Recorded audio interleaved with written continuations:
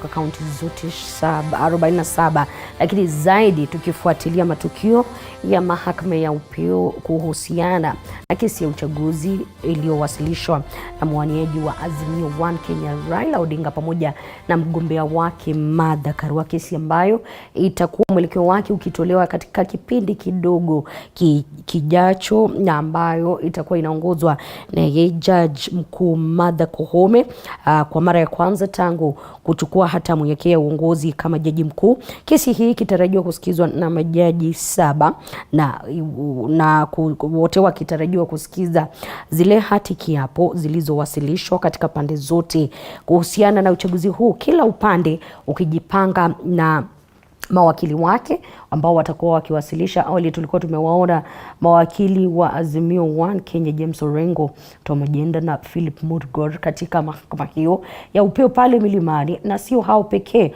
Upande huu mwingine walikuwepo majaji wa Kenya Kwanza kiongozwa na Kioko Kilukumi, Kato Kigen, Kithure Kindike, Fred Ngate, wote wakiwa pale. Nakumbuka tu katika majaji wengi, sio majaji bali mawakili wengi ambao wameweza kupewa nafasi kuwakilisha kesi hiyo ni 4 tu pekee ambao watapewa nafasi ya kuingia katika mahakama ile ili kuwasilisha kesi zao. Lakini mpenzi mtazamaji, awali baadhi ya yale tuliokuwa tumeshuhudia ni pamoja na kesi ama maombi matatu ambayo wawakilishi mbalimbali walikuwa wameomba yapate kujadiliwa.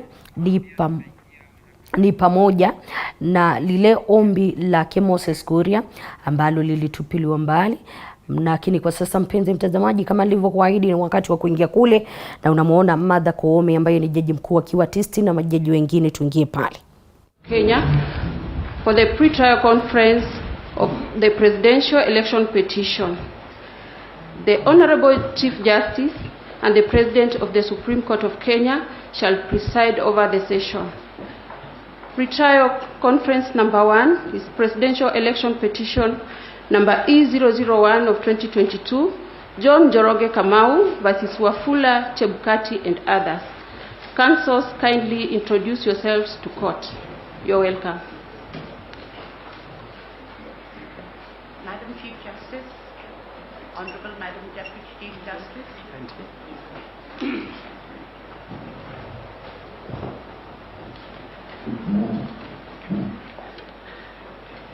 Can I be heard? I'm sorry, I'm not used to such complicated things.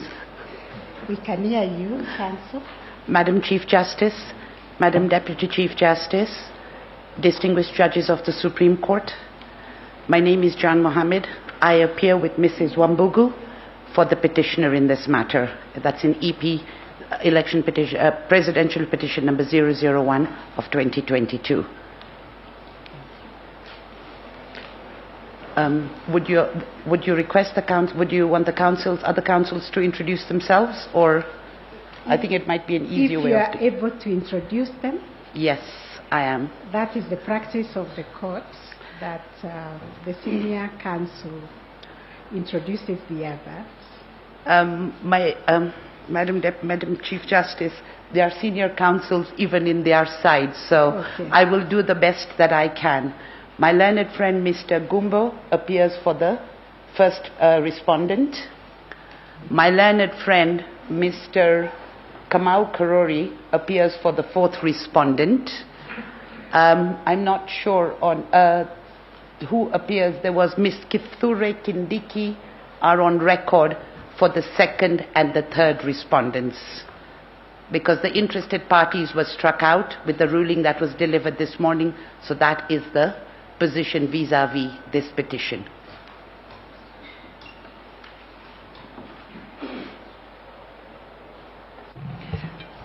Milady and members of the court, my name is Gedhu Muigai, Senior Counsel. I appear for Mr. Wafula Chebukati, Chairman of IEBC. Mr. Eric Gumbo and Mr. Kamau Karori appear for IEBC.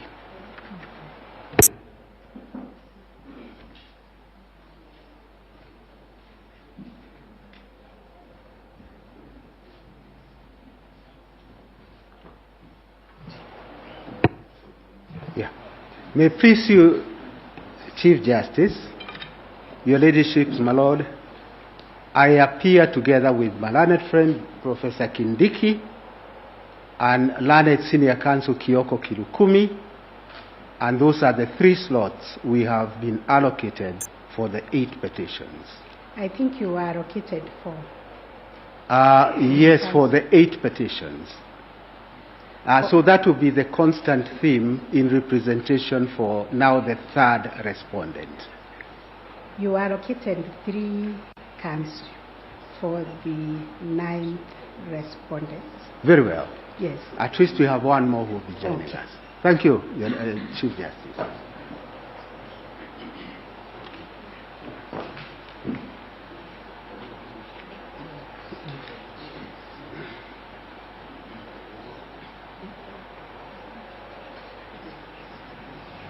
And for the record purpose, because we are recording the proceedings, Senior Counsel Friend Gatia, you didn't say your name. We know you, but the system may not. Chief Justice, thank you very much. Put the mic. My name is Ngatia Frederick. It's my joy and pleasure to be the team leader for the 3rd respondent. Thank you.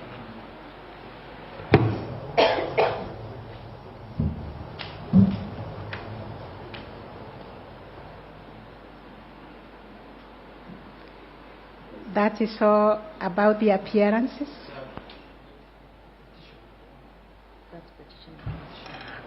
My Lady, the Chief Justice and members of the court, I've just been alerted by a senior counsel who is locked out, who should be in these proceedings. Senior Counsel Paul Muite and Counsel Ali Mansour for the IEBC. I think it's a matter which is live before the court to make a determination whether they could be had. But they have filed papers and they ought to be left at least allowed in. Senior Counsel, they have not been disallowed. They have not been disallowed. The commissioners to IEBC have not been disallowed. They were, as respondents, they are entitled to be present with their lawyers. Yeah, my Lady, probably I'm not understood. I've not been understood by the court. There are 2 factions of the IEBC, so to speak. Both factions are allowed Much obliged, much obliged. Participate in the proceedings Much obliged. with their lawyers. So I think Senior Counsel Paul Muite should be allowed in. And Yes. Senior Counsel Ali Mansour. Yes. They just told me they are not been allowed to come in.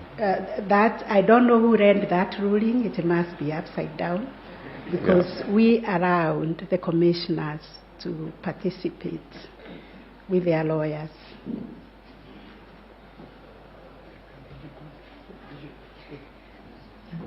They can be called in. Any other appearance?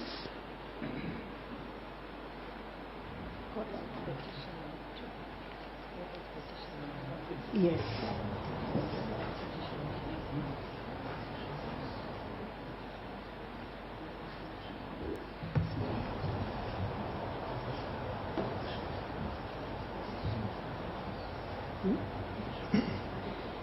Yes. Have the petitioners introduced themselves? You know, we have petition number 1, petition number 2, 3, 4, 5. Petition number 6 was struck out. With your kind permission, Your Ladyship and members of the court, in petition number 2, presidential petition number 2 of 2022, I am Paul Nyamodi. I appear for the petitioners together with my learned colleague, Mr. Tom Masharia and Ms. Njoki Mboshe.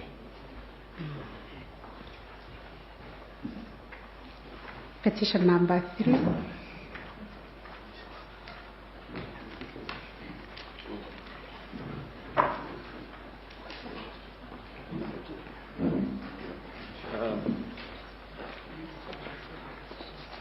My Lady, the President of the Court and members of the Court, in this petition, my name is James Orengo, and I appear together with the Senior Counsel Philip Murgor, Paul Mwangi, Jackson Awele, Velma Auma, for respondent number 11.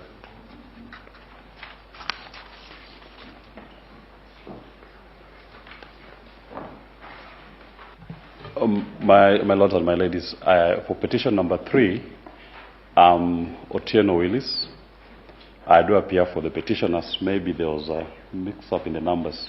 For petition 3, it's Willis Otieno for the petitioners, appearing with Nelson Osiemo.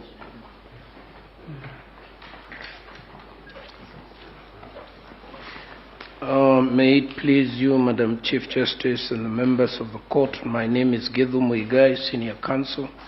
In that matter, I appear for Mr. Wafula Chebukati, the chairman of IEBC, assisted by Mr. Eric Gumbo. I also appear for IEBC, assisted by Mr. Kamau Karori, Senior Counsel.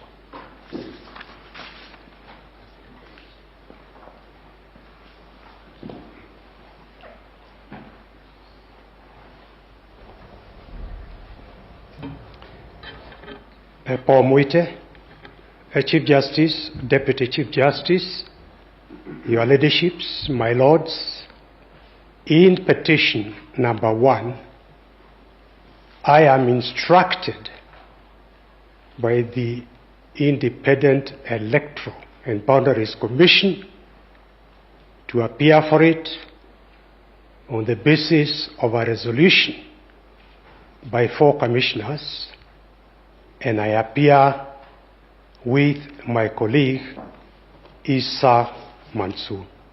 Thank you. Thank you. Madam Chief Justice, maybe this would be a good time to give directions on how we should proceed on this rather irritating and irrelevant matter that has been raised, when it is quite clear that the record speaks for itself.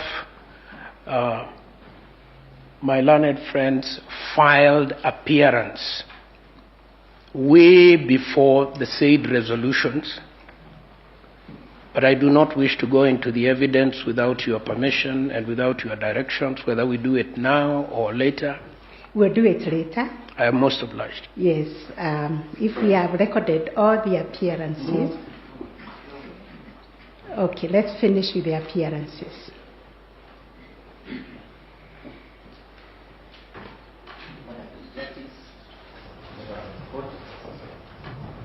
My Lady, Madam Chief Justice, the President of the Supreme Court, and Madam Lady Deputy Chief Justice, the Deputy President of the Court, and the members of the court. My name is Dewanjiru.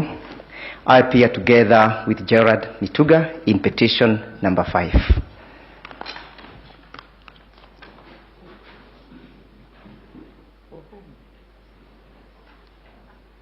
Sorry, my lady, petition number 4, David Kariuki Ngari. Thank you.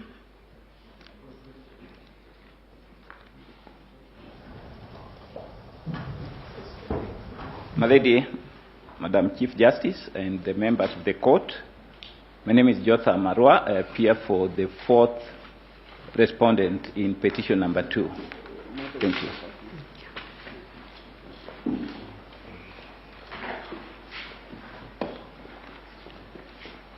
My Lady, Chief Justice, and members of the court, my name is Apple Lomboya.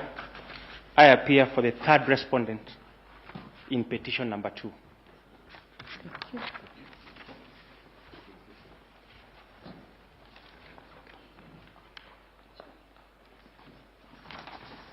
My Lady, the President of the Court and members of the Court, in petition number 4,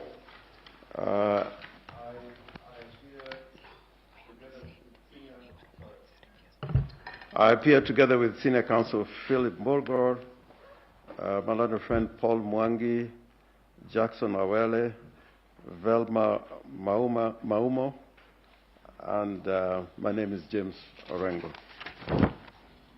Thank you. For the 10th respondent.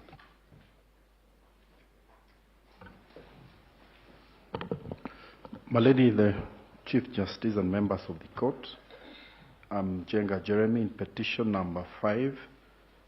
I appear for the 7th respondent.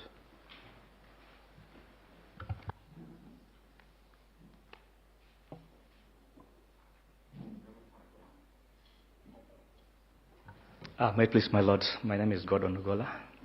I appear for the 8th respondent in petition number 5, together with Mr. Elvis Nanda and Ouma Ochola.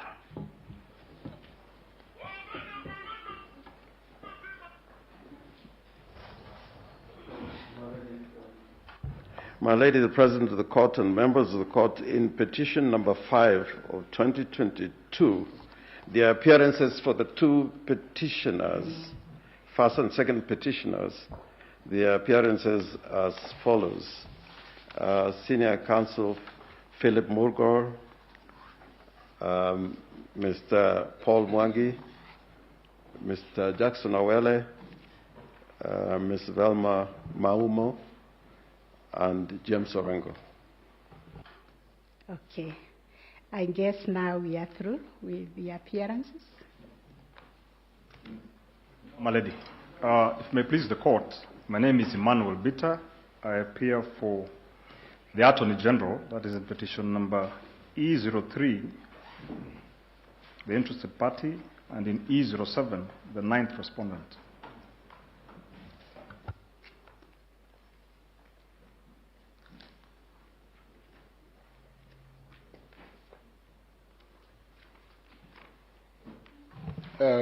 Your Ladyship, the Chief Justice and President of the Supreme Court, the Deputy Chief Justice and the Court, I appear in petition number E007 for the 2nd, 3rd, and 4th petitioners. Mr. Okio Mtata appears in person for the first petitioner, just for the record.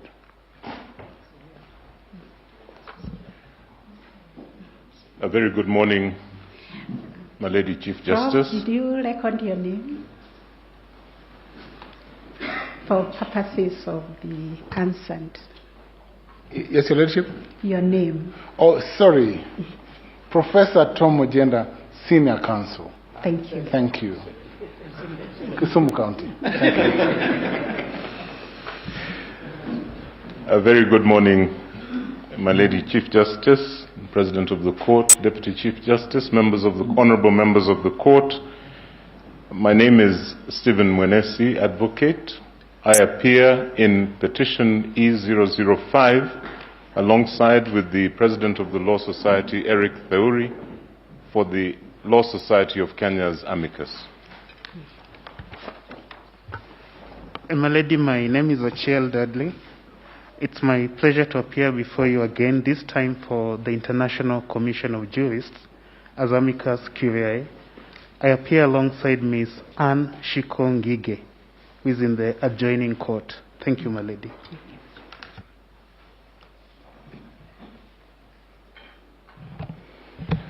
My Lady, the Chief Justice and Honorable Judges of the Supreme Court, my name is Charles Kanjama, SC. I appear for 3 Amici curiae in petition number 5. That is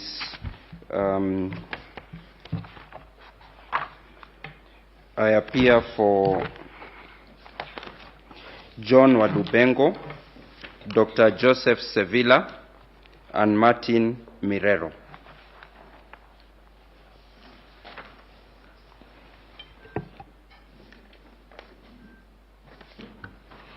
May it please you.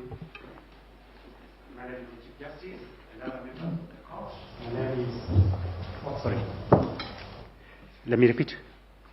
May it please you, my Lady, the Chief Justice and other members of the court. My name is Kibe Mongai Advocate. I'm appearing in petition number E008 alongside Ms. Wairimo Kero. Thank you.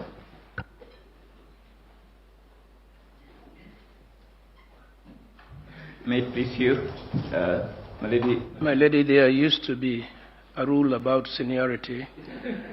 I have been stood down twice. Yes. Maybe I should go. It is still there. I appreciate my Yes. lady's protection. My lady, my name is Gedhu Muigai, Senior Counsel, and I appear for Mr. Wafula Chebukati, supported by Mr. Eric Gumbo. And I appear for IEBC, supported by Mr. Kamau Karori and Mr. Mohat Jomane and Mr. Tito Tiago. Yes, this is the third time you are telling us that, as Professor. Okay, my lady, I thought we would need to do that in every matter, but I'm guided by you now, and I yield the floor to my learned colleague. Okay.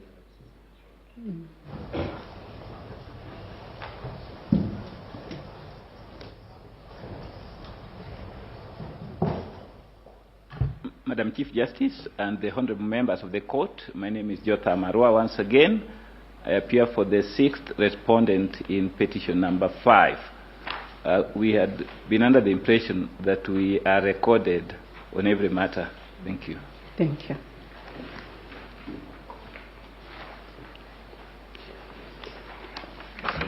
Your Ladyship and members of the court, my name is Apollo Mboya. With respect to petition number 4, I appear for the third respondent. With respect to petition number 5, I appear for the 5th respondent. And lastly, with respect to petition number 7, I appear for the 3rd respondent. Thank you. Thank you. Madam Chief Justice, permit me to introduce Mr. Morara in petition number 4 for the petitioners. Here is seated in court number 1. I erroneously left out his name. Mr. Morara. Thank you.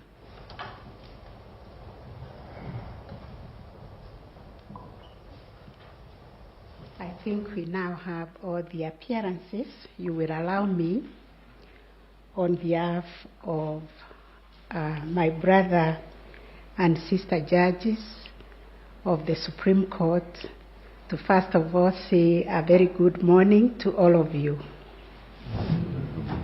and also to welcome all of you to these proceedings.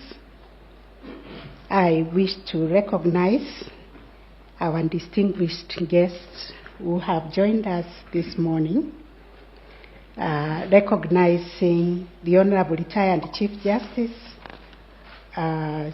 Othman Chande and your entire delegation of eminent African jurists who have come to observe these proceedings. You're very welcome. I wish to also recognize the parties who are present, the petitioners, the respondents, their friends and supporters who are watching us online. Unfortunately, due to constrained space that we are operating from, we could not accommodate very many people. You can all see we are all required to observe the COVID-19 protocols. We also have to be mindful of security and the constrained time, and therefore we were forced to limit the number of the counsel who can appear at any given time. But parties are free and at liberty to have as many counsel as they could. We'll try to accommodate as many as we can in the speed of a room, court number 1, where they can follow the proceedings and continue assisting counsel who are in the plenary. We thank the media also for coming to stream the proceedings online to assist Kenyans and all people from all over the world who are watching and following these proceedings across Africa and across the world. I want to thank the observers who have come to be part of this process to attest that we are all guided by the rule of law, constitutionalism, values that we all share across Africa and indeed in the Commonwealth and all over the world, and also to express the judicial solidarity for us, which is a core emblem which cuts across the border as we attempt to develop our jurisprudence and work together in the spirit of bilateralism and regionalism. We therefore welcome you to Kenya to these proceedings. Today, Counsel and parties, we are here for the pre-trial of the election petitions that were filed before us. As you are aware, 9 petitions were filed, and we received 25 preliminary issues in form of interlocutory applications. We have been able to dispose of all those preliminary issues and delivered rulings online, which I believe you are still reading and internalizing.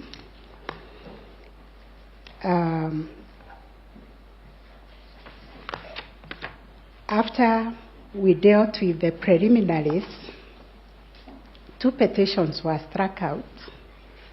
Petition number E006 and petition number E009 were struck out, and the rulings were delivered together with the media summary showing the reasons why they were struck out. So we are left with 7 petitions, and the court has considered the 7 petitions which emanate from the same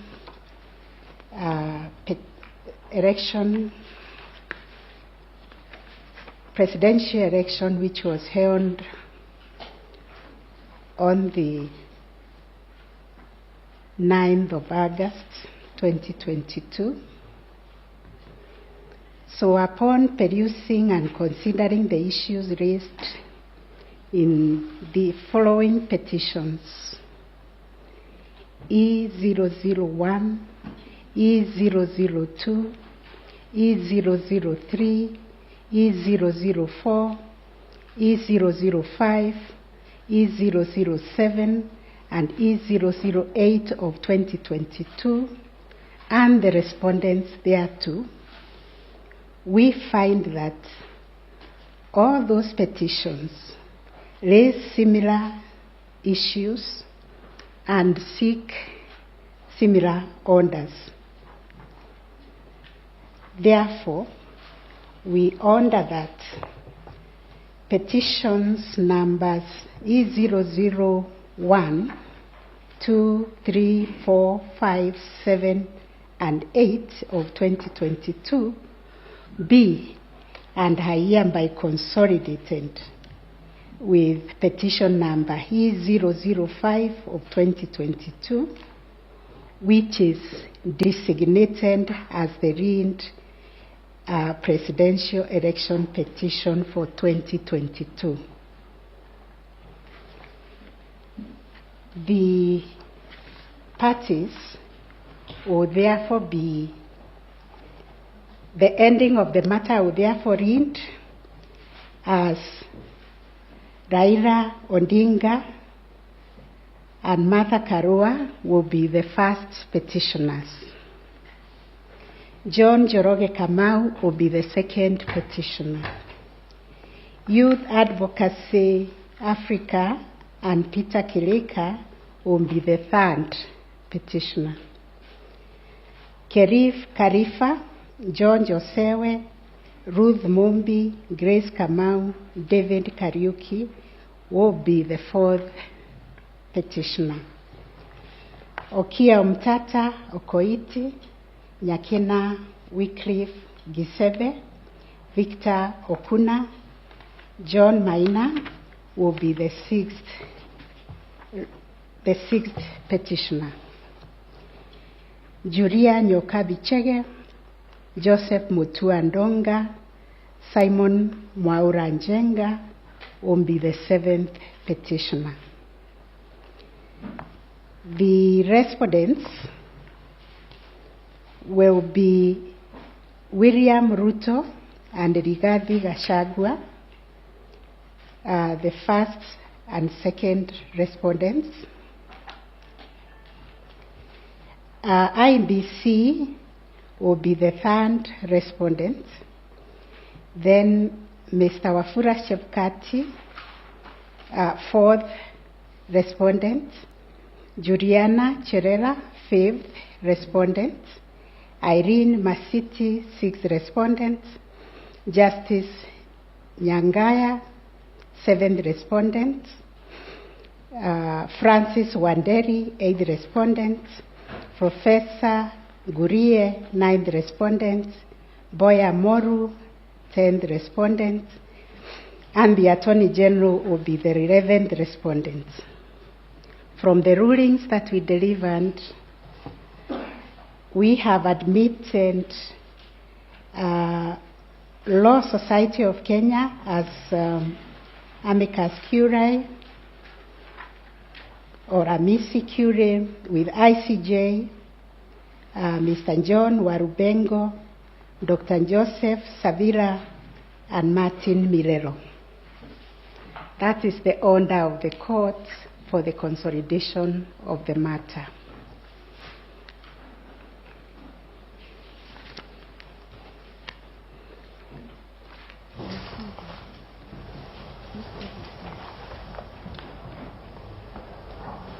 So the other issue that we are going to deal with this morning upon consolidation of the matter is to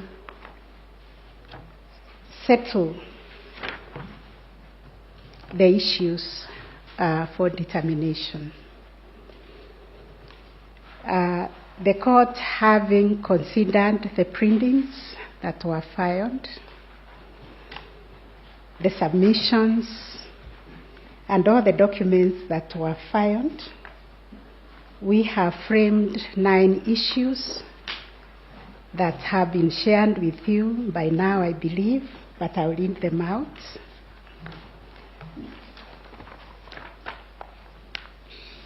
The first issue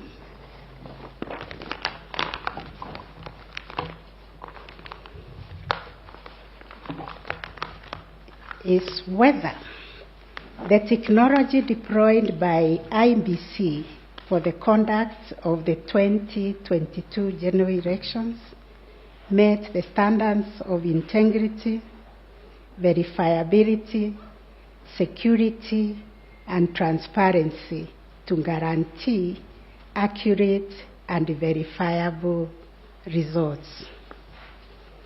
Issue number 2, whether there was interference with the uploading and transmission of Forms 34A from the polling stations to the IEBC public portal.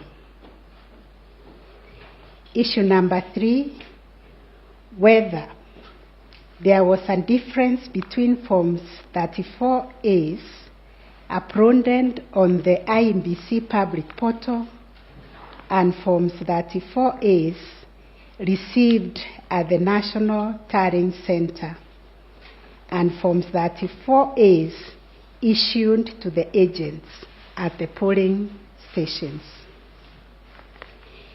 Issue number 4, whether the postponement of gubernatorial elections in Kakamega and Mombasa counties, parliamentary elections in Kitui Rural, Kacheriba, Rongai, and Pokot South constituencies, and electoral wards in Nyaki West in North Imenti constituency, and Kwanjenga in Embakasi South constituency, resulted in voter suppression to the detriment of the petitioners in petition number E005 of 2022. Number 5, whether there were unexplained discrepancies between the votes cast for presidential candidates and other elective positions. Issue number 6, whether the IEBC carried out the verification, tallying, and declaration of results in accordance with the provisions of Article 138(3)(c) and 138(10) of the Constitution. Issue number 7, whether the declared president-elect attained 50% plus 1 vote of the votes cast in accordance with Article 138(4) of the Constitution. And number 8, whether there were irregularities and illegalities of such magnitude as to affect the final result of the presidential election. And finally, what reliefs and orders can this court grant or issue? Those were the issues that the court has come up with.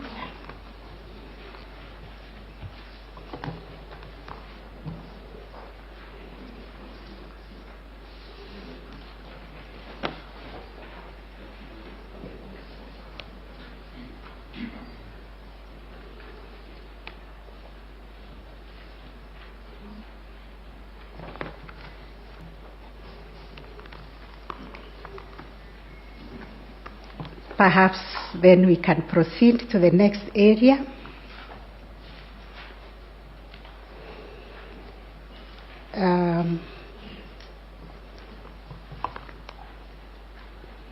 Counsel present and parties, considering the constitutional time frame for determining the consolidated presidential election petition and the nature of the issues raised, as well as the COVID-19 pandemic, we have limited the number of advocates who can sit in the plenary as per the schedule that was shared with you this morning by the registrar of the court. For further clarity, been asked to clarify that parties have a right to representation of as many lawyers as they wish. The only reason we cannot accommodate everybody here is because of the limited space. We are still in the COVID-19 protocol that requires social distancing, and also because of security.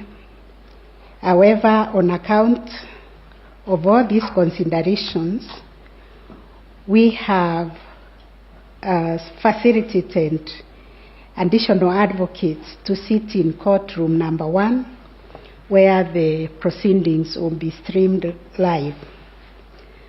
I will seek your indulgence on behalf of my brother and sister judges and cooperation in this regard. We have also shared a time allocation that is allocated to each one of you. I believe you have been given a copy of the time allocation schedule.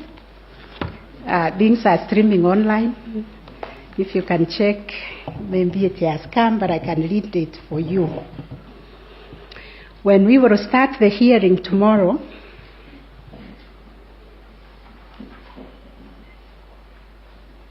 the main petitioner, that is petition number E005 of 2022, Raila Odinga and Martha Karua, we have allocated them 3 hours.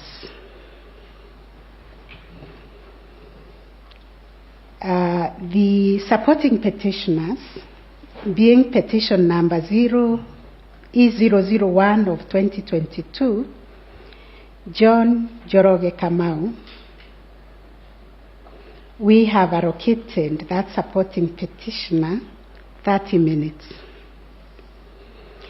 Petition number E002 of 2022, Youth Advocacy Africa and Peter Kirika, we have allocated 30 minutes. Petition number E003 of 2022, Kerif Karifa and others, 30 minutes. Petition number E004 of 2022, David Kariuki Ngari, 30 minutes. Petition number E007 of 2022, Okia Omtata Okoiti and others, 30 minutes.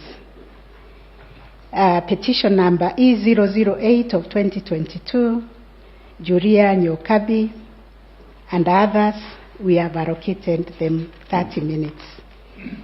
It is hoped that that will be the time allocation for tomorrow, and when we proceed to the hearing of the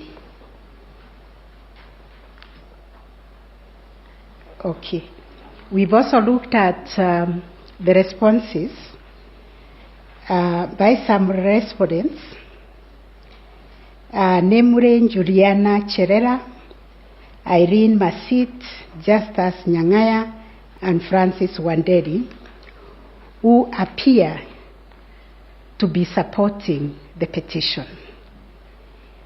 These 4 respondents have been allocated 1 hour to share among themselves. That gives to that 15 minutes each if they are represented by different counsel. Then parties in opposition to the petitions, we have identified IEBC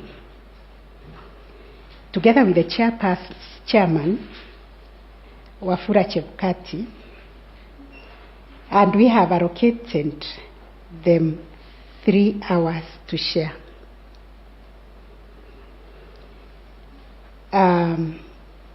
William Ruto and Rigathi Gachagua, they have been given 3 hours. The Attorney General will be given 30 minutes to respond. According to the rulings that we have delivered, we admitted 3 Amici curiae. They will not be given time to make oral submissions. According to the rules of this court, we will rely on their briefs, which are on record, unless the bench wishes to raise an issue for clarification by them. That will take us now the 2nd day of the hearing. We are hoping the 3rd day, which is Friday, we will hear a rejoinder.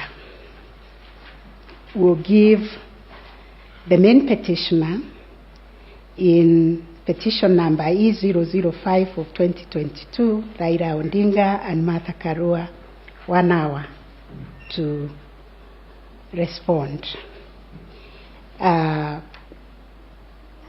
Petition number 001 of 2022, John Joroge, will have 15 minutes. Petition number E002 of 2022, Youth Advocacy Africa, 15 minutes. Petition number E003 of 2022, 15 minutes. Petition number E004 of 2022, 15 minutes. And petition number E007 of 2022, 15 minutes. And petition number E006 will also have 15 minutes. As you will also have noticed, we have given a comprehensive ruling on the applications that were filed seeking discovery, various discovery and scrutiny. According to the order that has been issued, we are expecting a report that will be tabled before this court for consideration by Thursday afternoon. And if there will be issues arising from that report, we have agreed to give the main petitioner 30 minutes to respond. And because they filed an application for discovery, so was Youth Advocacy Africa and Mr. Kerif, they also filed an application for discovery. According to the issues that they were raising, the Youth Advocacy will be given 20 minutes, and Kerif, who was seeking one issue, will be given 10 minutes. The IEBC will be given 30 minutes, and William Ruto and Rigathi Gachagua will also be given 30 minutes to respond to the report that will be filed if there will be issues arising which they will wish to respond to. That is the time allocation. Due to the time constraints that we have to determine these election petitions within 14 days, you will appreciate also the filing was tight within 7 days.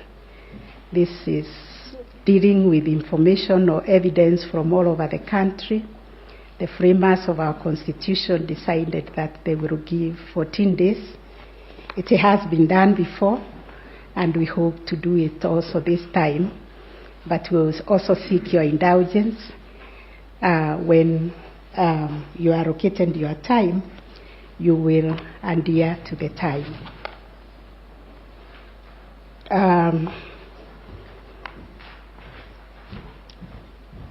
We also developed some ground rules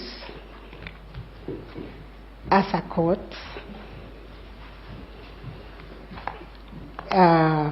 where we are requesting that parties and advocates will observe punctuality, the time that is indicated for us to start the proceedings, and the time allocated to them on the screen. We will also, this is an old practice, that we will continue to be respectful of the court, our personnel, and also to respect each other, adhering to the rules of this court. We also are obliged to state that We expect parties to conduct themselves with decorum to preserve the dignity of the court and the proceedings, while bearing in mind the provisions of Section 28 of the Supreme Court Act. We are also reminding ourselves that these are judicial proceedings being conducted in court, and therefore discussing the merits of the case by the parties or counsel outside the court is not permitted. We still have the power under Section 28 of the Supreme Court Act to cite such parties who are in violation of the provision of the law. We also like to remind you that courtesy must be observed at all the time. The court will not tolerate offensive language. We like to repeat about the time allocated due to the time constraints. Once a party has exhausted the allocated time, the microphone will be switched off. We also wish to state that if there is time that is unspent by the counsel, the time belongs to court, so we will not allow anybody to donate, but revert it to the court for the court to share it out according to the court's generosity or lack of it. Due to the limited timelines, there will be no extension of time, so please let no one ask for extension of time. We are dealing with the submissions that have already been filed. We have been painstakingly reading those submissions. Therefore, we wish parties to just focus on the key issues that they would like to highlight. Parties are therefore urged to focus on the pertinent points of their case to save on time. We always like to remind parties cell phones must be switched off or on silent mode. During the hearing, unnecessary movement or disruption when the court is in session is discouraged. However, parties or counsel or even the bench are however permitted to take care of breaks during proceedings as the need may arise without disrupting the continuity of the submissions. And during these individual breaks, the proceedings will proceed. Even if I want to walk out, don't think the proceedings have stopped. They will proceed. The media presence, we have already issued the media guidelines that must be observed all the time. Given the immense public interest in the proceedings, we have allowed media houses to run broadcasts, live broadcasts to enable Kenyans to follow the process from any part of the country and even beyond. We urge members of the public to follow the court proceedings from the comfort of their homes or offices through their television and stream broadcasts without the need of coming to court physically. This is particularly informed by the reality that due to the limited space within the court premises, we can only accommodate a limited number of persons to attend the proceedings in person. Consequently, we have restricted physical access to the court premises only to the persons who have been accredited as parties, counsel, or court personnel. We will also urge the counsel, when you're making your submissions, any references made to the material. You can see the voluminous nature of the files. They are still in our chambers.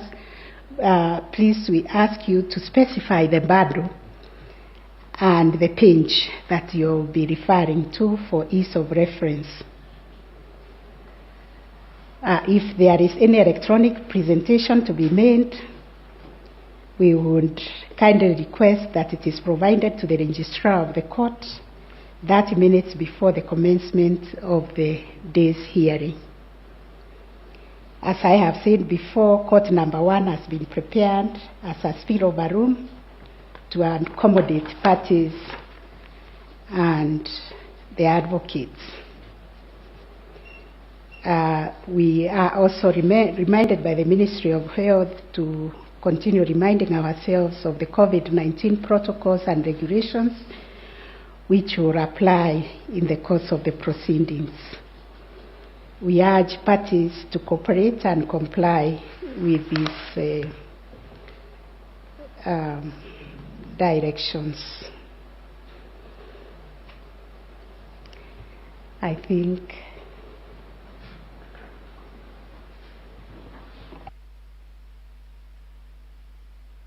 that is all from the court.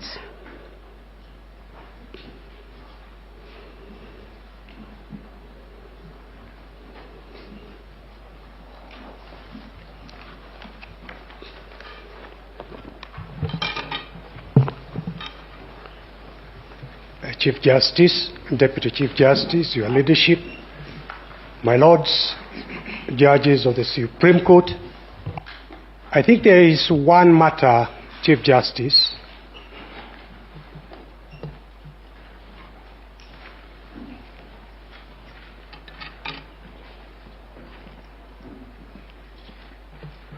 there is one issue that was raised by my colleague, Professor Githu Muigai, regarding the correct team of lawyers legitimately representing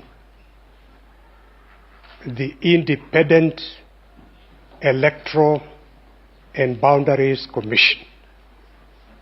This Honorable Court is aware that there is an application which was filed, I believe, fairly late last night and was responded to on that very issue.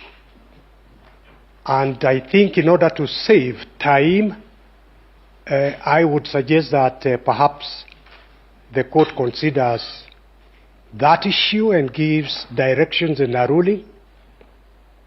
My colleague, Professor Githu Muigai, and my good friend Karoli Kamau have filed a set of pleadings on behalf of the Commission. Issa Mansour has filed a set of pleadings on behalf of the Commission. As far as I am concerned with Issa, as I indicated, we rely on a resolution by 4 of the 7 commissioners. We have stated in our pleadings that we are legitimately representing the Commission.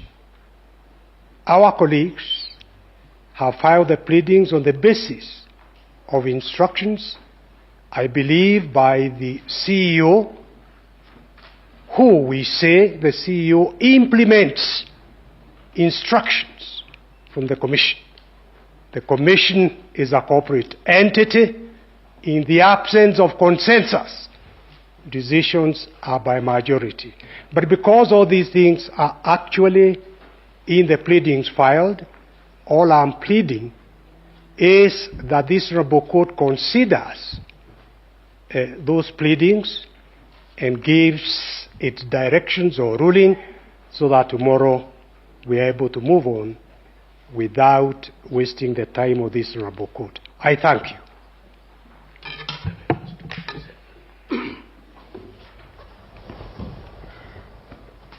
May it please you, Madam Chief Justice and the honorable members of the court, I would like to set the record straight. IEBC filed an application on the 29th of August 2022 seeking to strike out pleadings that were purported to have been filed by one Issa Mansour. That application is pending. We take the view, two reasons if we need to make the argument. First of all, we have a notice of appointment of advocates that predates the entry of Issa Mansour. Best civil practice would have required, if a legitimate change of advocates was to be made, for a notice of change of advocates to be filed. No such action was filed by what I consider a very, very competent firm of advocates. So in our view, there must have been collateral purpose. Secondly, it is not the work of the commissioners of IEBC, whether in majority or in minority, to procure any services. That flies totally in the face of the procurement law in this country. As we sit here now, the four who purport to have procured have committed a criminal offense and should be treated as such.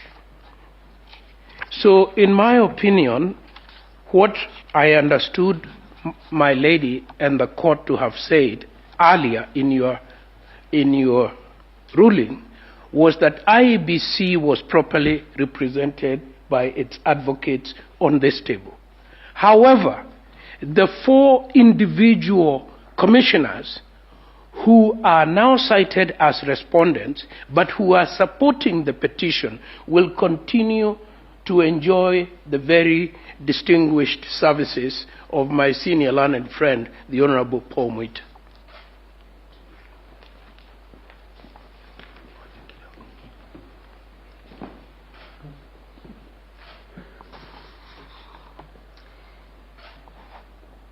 Your Ladyship, Madam CJ, there is something that is likely to be lost as my two learned friends are fighting. And it is so important, it could compromise really the fairness of the hearing which you have endeavored with so much effort to craft a way forward. It is this.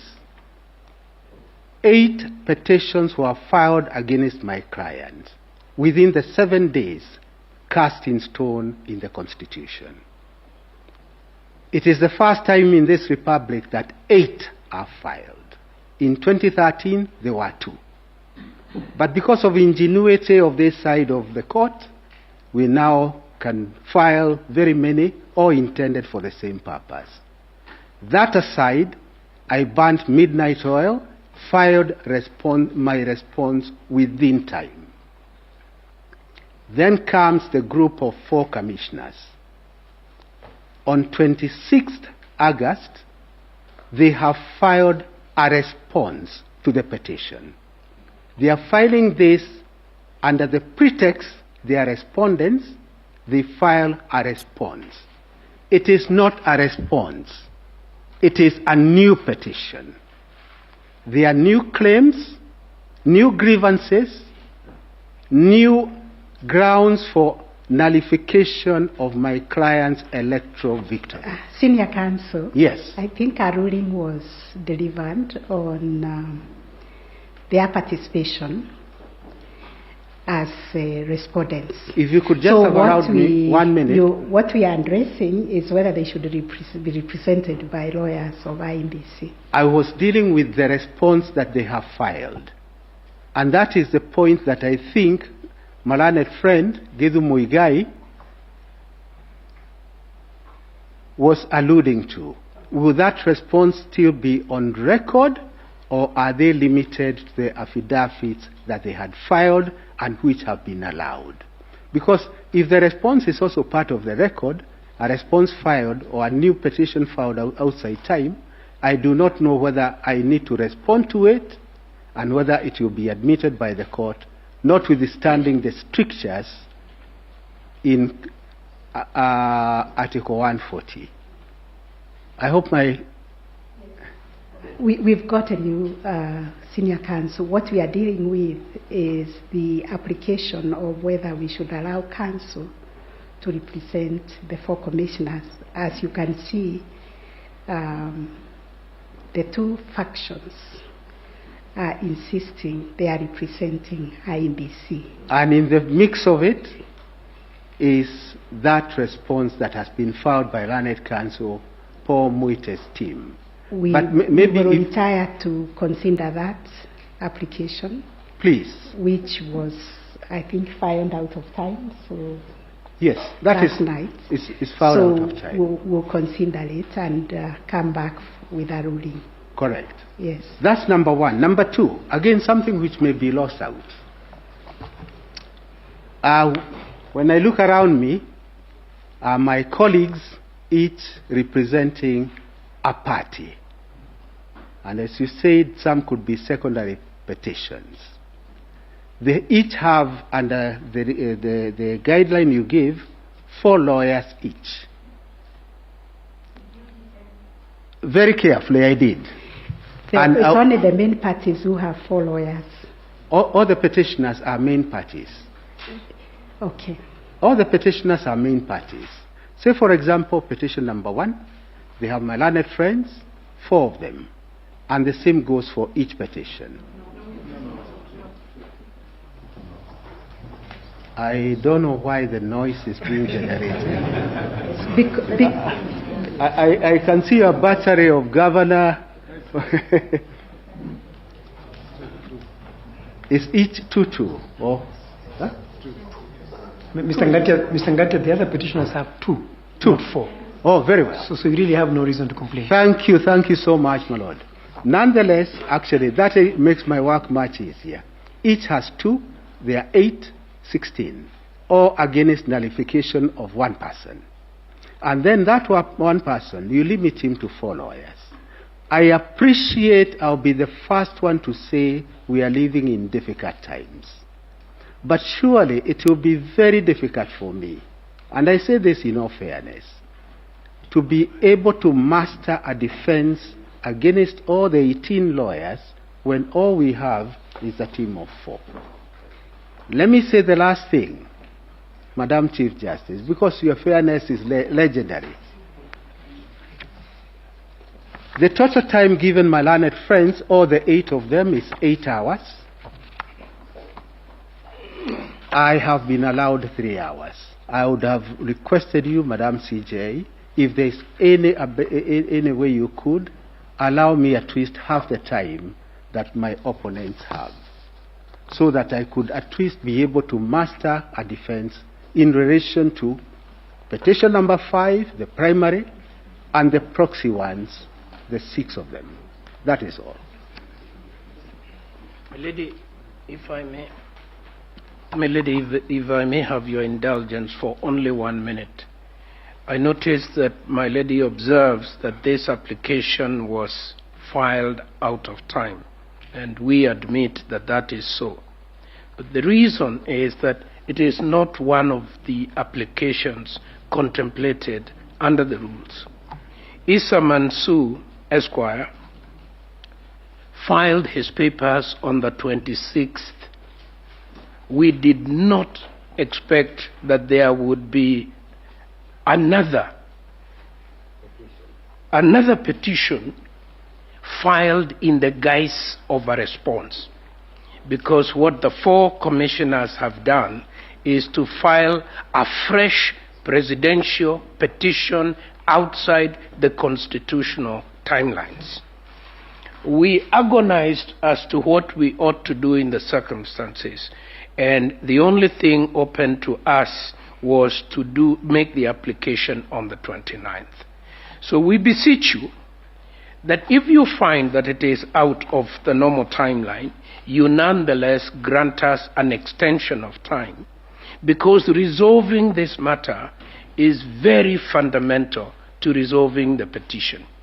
It is, my lady, this court that has repeatedly cautioned us that we should never attempt to resolve such a weighty matter as to who is the legitimate president of the Republic of Kenya on the basis of subterfuge.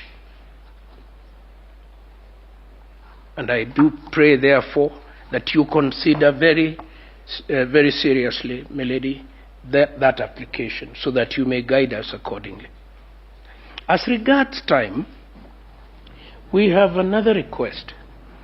We are facing 7 petitions, and all these people are attacking the integrity of our technology, the capacity of our personnel, and above all else,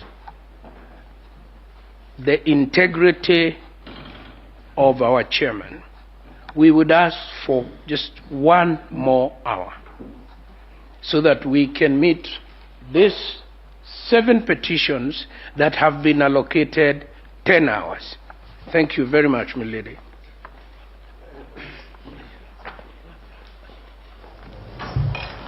My lady, the President of the Court and members of the Court, I think the Court has been very fair.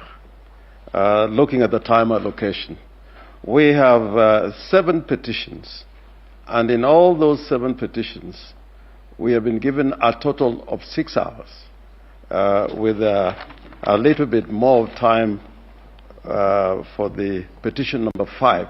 We have 3 hours. The respondents similarly have 6 hours, and I think that taking into consideration the time that you have to hear and determine the petitions, I think that the time allocation has been very fair. Otherwise, if you have to follow the arguments by my learned friends for the IEBC, you would similarly say that our petitioners had a lot more to lose than the other petitioners, and therefore we should be given a little more time. But I think in the circumstances, I think the Court has given a fair consideration as to the interests of all the parties and how to accommodate all the parties. 6 hours for the petitioners and 6 hours for the respondents. It's 6 hours. I think you do a little bit of mathematics, you'll find. I did a little bit of mathematics. The other matter that I wish to draw the Court's attention there are other pleadings that have been filed out of time without the leave of court. I would invite the Court to look at those pleadings that have been filed out of court, out of time, and without the leave of court, to be struck out, because parties that have been served with these pleadings at the last hour would not be able to respond to them. And one particular affidavit which has been served, filed out of time, is the affidavit that on the face of it is by one Hilda Kavonga. That has been filed by the Electoral Commission, the first faction of the Electoral Commission. And at the last page, it says it's been sworn by Martin Wachira Nyaga. So some mutation, biological mutation, must have taken place. And that, I don't know how to crack that one. But the bottom line is that they've been filed out of time and without leave of court.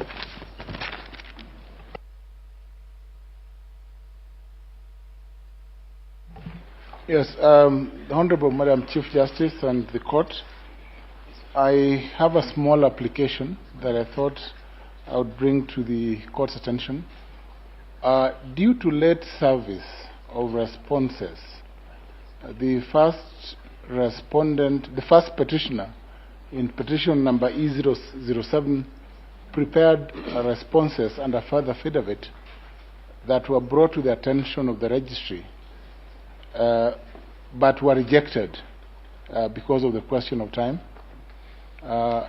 In the same breath as my learned friend Professor Githu Muigai, who has not filed a response to to an application by ISA, we would seek leave, Your Ladyship, to file the affidavit. It's a small further affidavit of only 44 paragraphs, which is as a result of late service, Your Ladyship, and submissions by the first petitioner in E007. Your Ladyship, in terms of representation, just weighing in on what my learned friend has submitted, Mr. Professor Gideon Mugai, Senior Counsel. There are only 2 professors and Senior Counsel in court, the 2 of us. Why can't all of them appear for the IEBC? All the Senior Counsel can appear for IEBC, so that the court is richer with submissions from all parties, so that we hear the Chebukati faction and the Cherere faction, and I think the court then can make a good decision. Last, Your Ladyship, on the question of time, I just want to confirm that we only have 6 hours, like Senior Counsel Rengo said. And if my learned friend thinks that there are too many petitions, they can concede. That's all.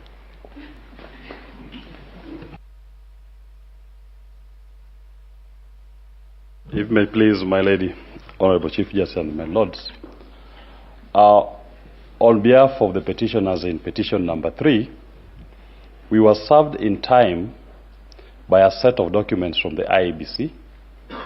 Then subsequently, last night, we were served with another set of documents from IEBC. Rule 11 of this court's rules are very clear on filing and service within 4 days. And we are greatly prejudiced if documents that were filed and served outside time does not allow us a rejoinder, and then those documents now constitute part of the record. We'll urge my ladies and my lords that when you consider the issue of representation of IEBC, please take into account that in respect to petition number 3, the IEBC faction, minority faction, served us with their documents outside time, and we had no opportunity to file any rejoinder. So that whatever they filed, we cannot speak to it. Can you name the party who filed late? It was filed by... It was served on us late. We were served last night by the law firm of GA and Company Advocates. And we received the documents under protest and did indicate. Our prejudice is we cannot file any rejoinder to all the issues they've raised. Please repeat the particular document which was filed late and by who, which party. My lady, I can speak to the service. We were served last night, last evening. They are the first and second respondents' documents filed by the law firm of G&A Advocates. The response to the petition from the same law firm. There is a replying affidavit by Michael Ouma, filed from the same law firm. The first respondent's replying affidavit, filed by the same law firm. All those, and there's several volumes of volume 1,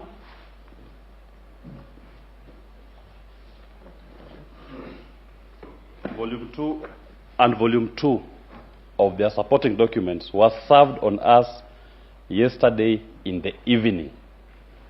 And under Rule 11, they were meant to file and serve within 4 days of filing the petition. We have a 1 day to respond. We cannot respond to all those documents that they filed.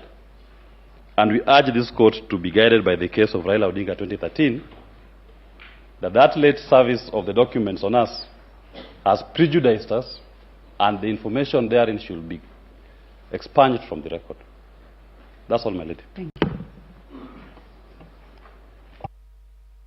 Sorry, my lady, if with the indulgence I can also enumerate the pleadings which have been filed out of time.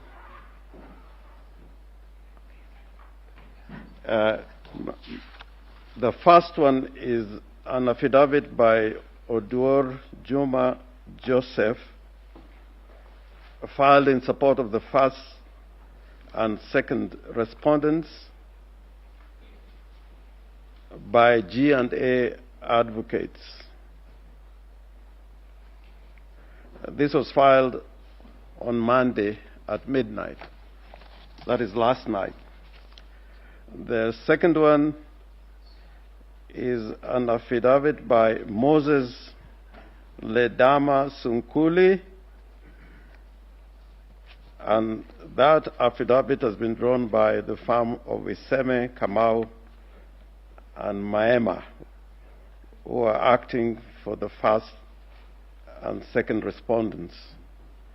This was filed yesterday, and it was filed out of time. The third one, again filed yesterday, is by the same firm of advocates, Iseme, Kamau, and Maema, for the first and second respondents, and it was filed yesterday. Affidavit by Balang Gideon. The fourth one is also filed, this was filed on Sunday the 28th. This one is an affidavit of Catherine Wambui Kamau. And this one has been filed by, I believe, the same firm of advocates. This was filed on Sunday.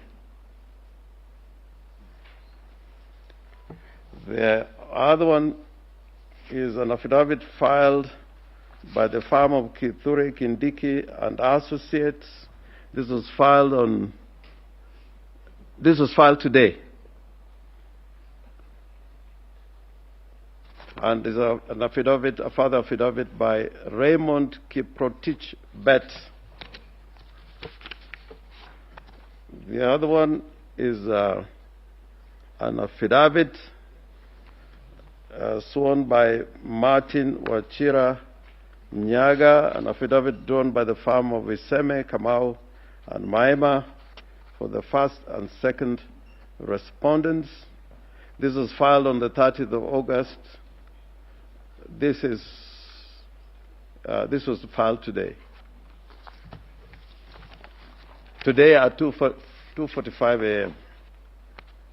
The other one is an affidavit by Martin Wachira Nyaga, drawn by the same firm of advocates, Iseme, Kamau, and Maema for the first and second respondents.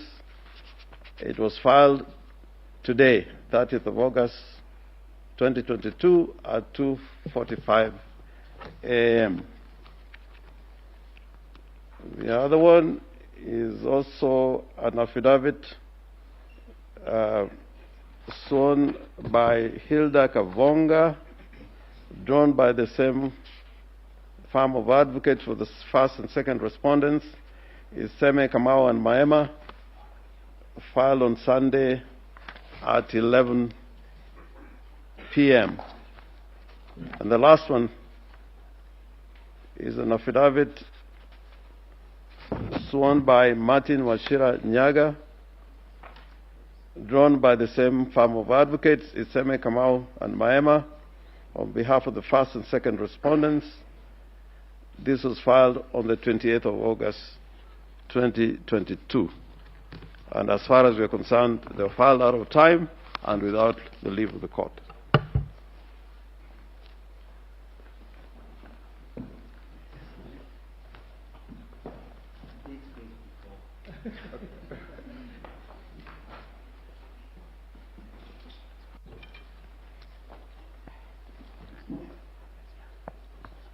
Your Ladyship, we may actually go into a wrong series of saying what has been filed late and only taking certain documents and not all of them.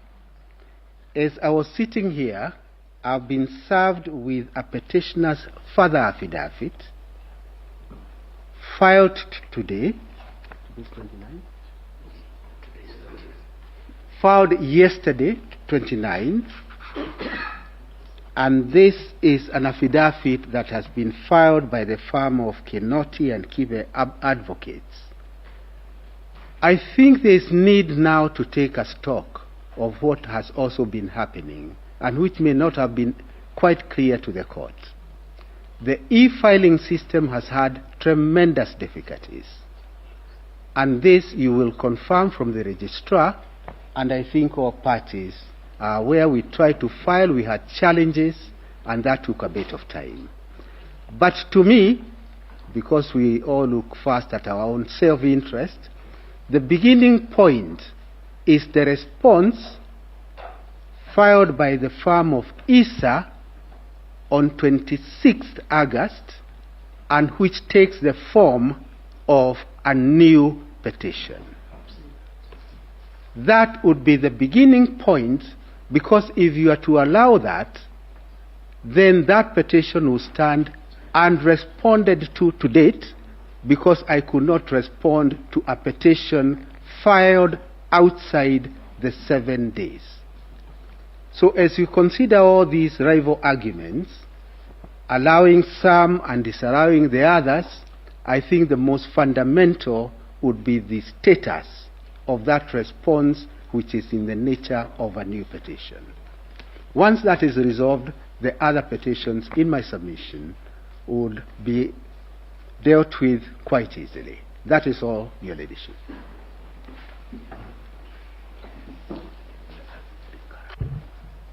May it please you, my lady, the Chief Justice of the Supreme Court, my lords, my ladies, on behalf of the first and second respondents, that is the chairperson of the IEBC, Mr. Afula Chebukati, and the IEBC itself, I would want to mention just 3 quick issues in response to the issues that have been raised. The first, my name is Eric Gumbo.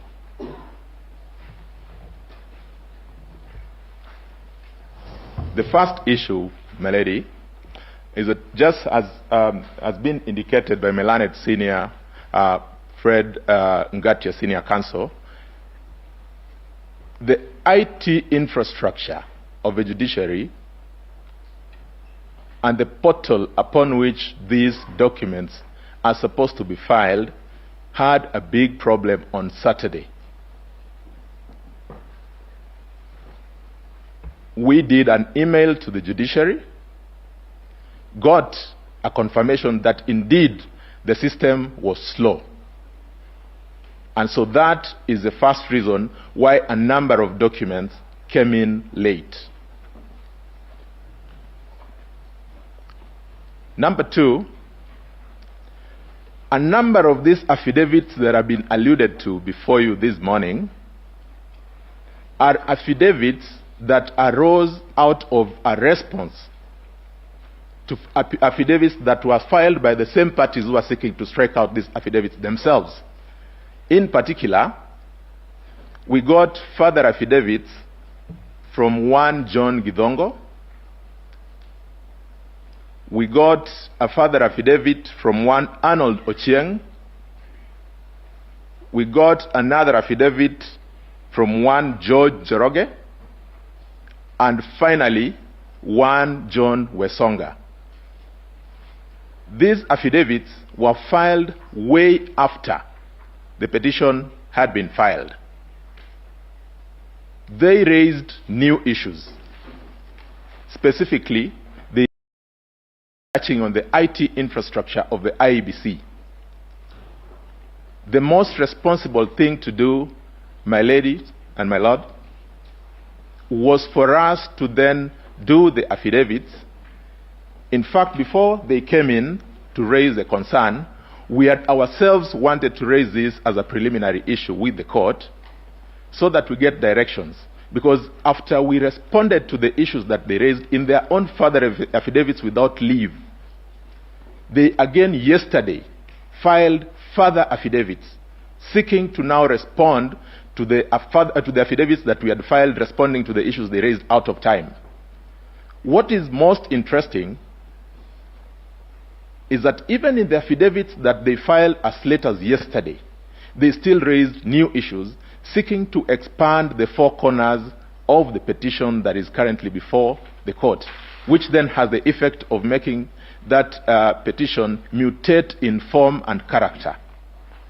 Now, that said, my ladies and my lord, from where we sit, because of the significance of the issue at hand, we had taken the pragmatic approach to say that even though they served us late yesterday, that is late last night, we worked into the wee hours this morning and did our draft responses to those issues, so that if the court be minded to consider those issues, because I think some of them are pertinent to be able to go to the root of what we are dealing with, then those affidavits could be put in place.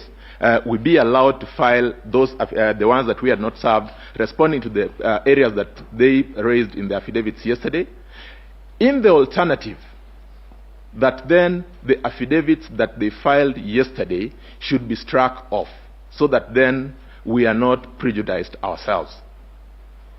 But secondly, and perhaps more importantly, because there is now no clarity as to which affidavit was filed in time, perhaps the best approach would be to ask the parties to file formal applications where they raise the concerns with specific documents, and will have an opportunity within this day today to demonstrate whether or not any of the affidavits was served out of time. I think that would give us clarity in such a way that no party would be prejudiced. I am most obliged. Mr. Ngumbo, those affidavits were cited by Senior Counsel Orengo. Yes.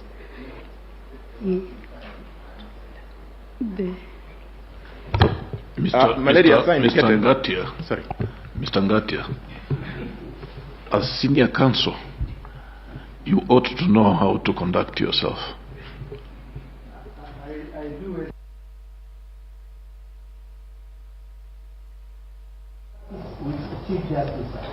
Affidavits which the Chief Justice has asked are not the ones that were enumerated by learned counsel Mr. Orengo. They are the new affidavits that were filed and served yesterday are as follows. The first one is an affidavit by Martha Karoa, Senior Counsel, of 28th August and served yesterday. The second one also by Martha Karoa of 27th August and sworn on 28th, and we received it yesterday. Celestine Anyango Opio, sworn on 28th August and served yesterday. George Joroge, sworn on 28th and served yesterday. John Mark Githongo, sworn on 28th and served yesterday. Edgar Ouko, sworn 28th, served yesterday. Benson Wesonga, this was served yesterday. Yes, sworn 28th and served yesterday. Arnold Oshieng, 28th is the date of swearing, served yesterday. John Githongo, once again, 28th August, date of swearing and service yesterday. Those are the ones that prompted a fury of activity on our part to try and respond to them. I'm in the same position as learned counsel. We try to work very hard, but by the time again we try to file, the system did not allow us to file. So we have new matters which have been raised, which we have not responded to. May I apologize to my Lord, Supreme Court Judge, and thank you for reminding me yet again. I am sorry, the whisper was not meant for the court, but to learned counsel. Thank you.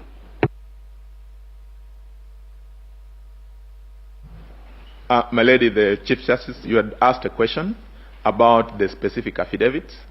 My learned senior, Fred Ngatia, senior counsel, has given the list of those affidavits. In fact, the ones that have been served on us are the ones from John Gidongo, Arnold Ochieng, John Joroge, and Benson Wesonga. And my lady, I just wanted to mention that so that we are able to contextualize this affidavit, when we were served with the petition, we had a specific time within which to respond. We responded in time and served those responses. When the petitioners saw our responses, without the leave of the court, they filed further affidavits.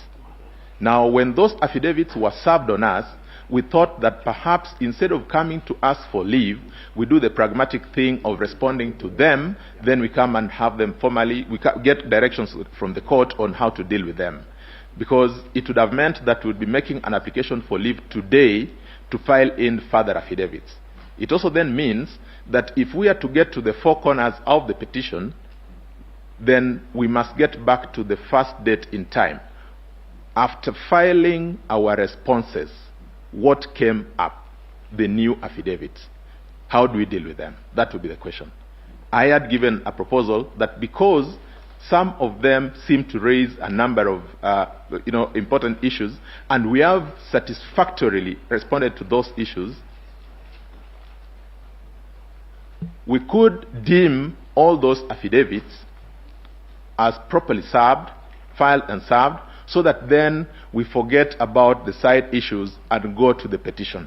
More specifically, now that you have given us the issues that we need to be addressing you on. I am most obliged, my lady.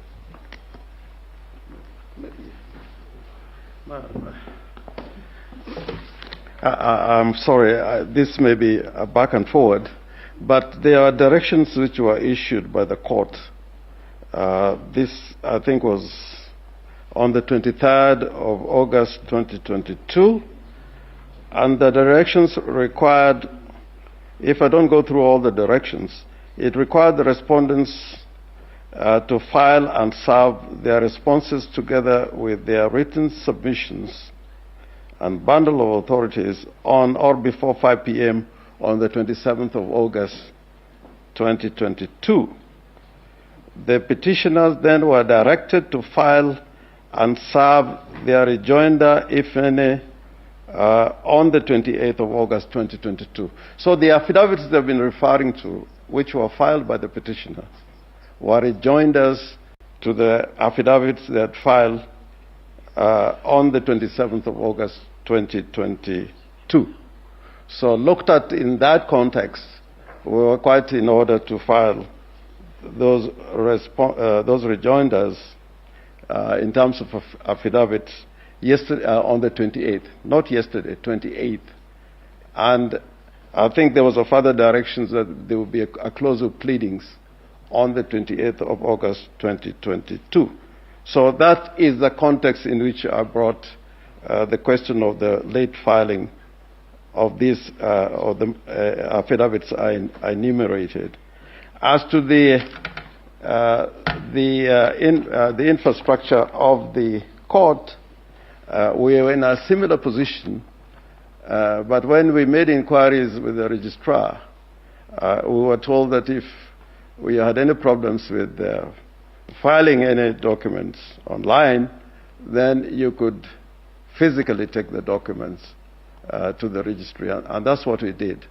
And there were absolutely no problem about it. In fact, because of those particular problems, in cases where we were required to file by 5 p.m., I think on inquiry we were told we could file the documents same day, but on or before 9 p.m. So I think the registry was quite helpful, and anybody who wanted to file a document within time, there were absolutely no problem at all insofar as the registry is concerned. But probably the court should look at all these documents, put them in context, and then make a decision. But our position is that the affidavits that I mentioned were filed out of time and without leave of court. We would need a demonstration that what we filed on the 28th was not in line with the directions that were given by the court. Thank you. We are hoping we could bring this to an end so that... Good afternoon, Lady Chief Justice, the Deputy Chief Justice and Judges of the Supreme Court. My name is Mansour Issa. I am being led by Senior Counsel Paul Muite. My ladies, my teacher, Professor, and my People Master, Senior Counsel, Professor Guido Muigai, has alluded to the application that was filed by the firm of Iseme Kamau and Maema in the wee hours of yesterday. That application was filed on us at 3 in the morning, I think the first one. We had seen copies of that application on the portal before it was served, and we worked yesterday in the evening with the vice chairperson of the the IEBC, to prepare responses to that application before it was filed. And when we tried to file the application today morning, the registry indicated they had not received the application that both parties have referred to. And indeed, Senior Counsel Kamau Karori has confirmed the hard copies of the application had not been presented to the court.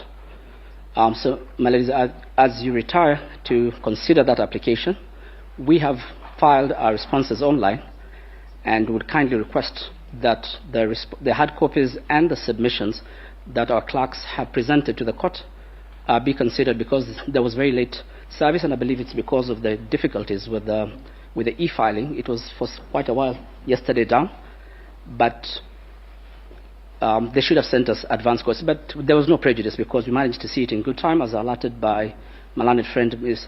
Joaquin Bosche. She was trying to file something. When she saw those applications, she called me. I was still reading, and we managed to file our responses to those applications. So we will abide by the directions given by the court, because we had filed all our responses on behalf of the Commission as directed by the Commissioners. Thank you, and have a good afternoon. My lady, if I may.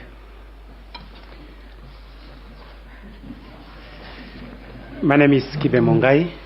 I appear in petition number 8. I rise in order to speak to two things.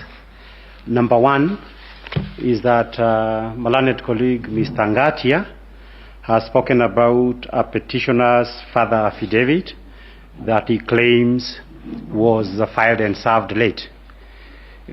My lady and my lords, this further affidavit was sworn on 28th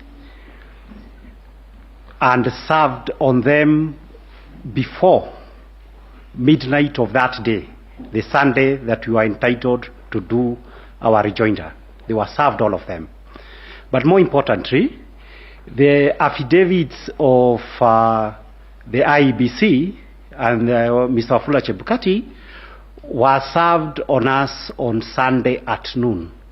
So that there was a question of the time when our 24 hours was going to run.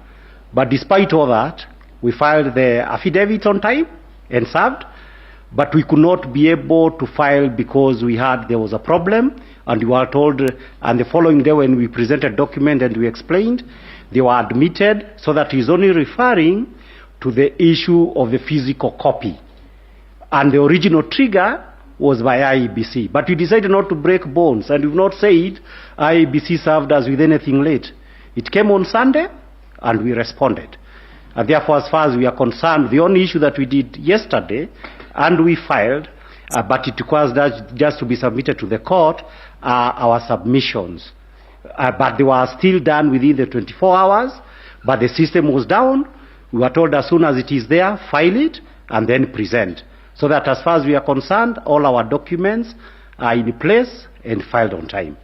Having finished with that issue of petition 008, it is my hope that no directions may have been given without me getting to know of that issue.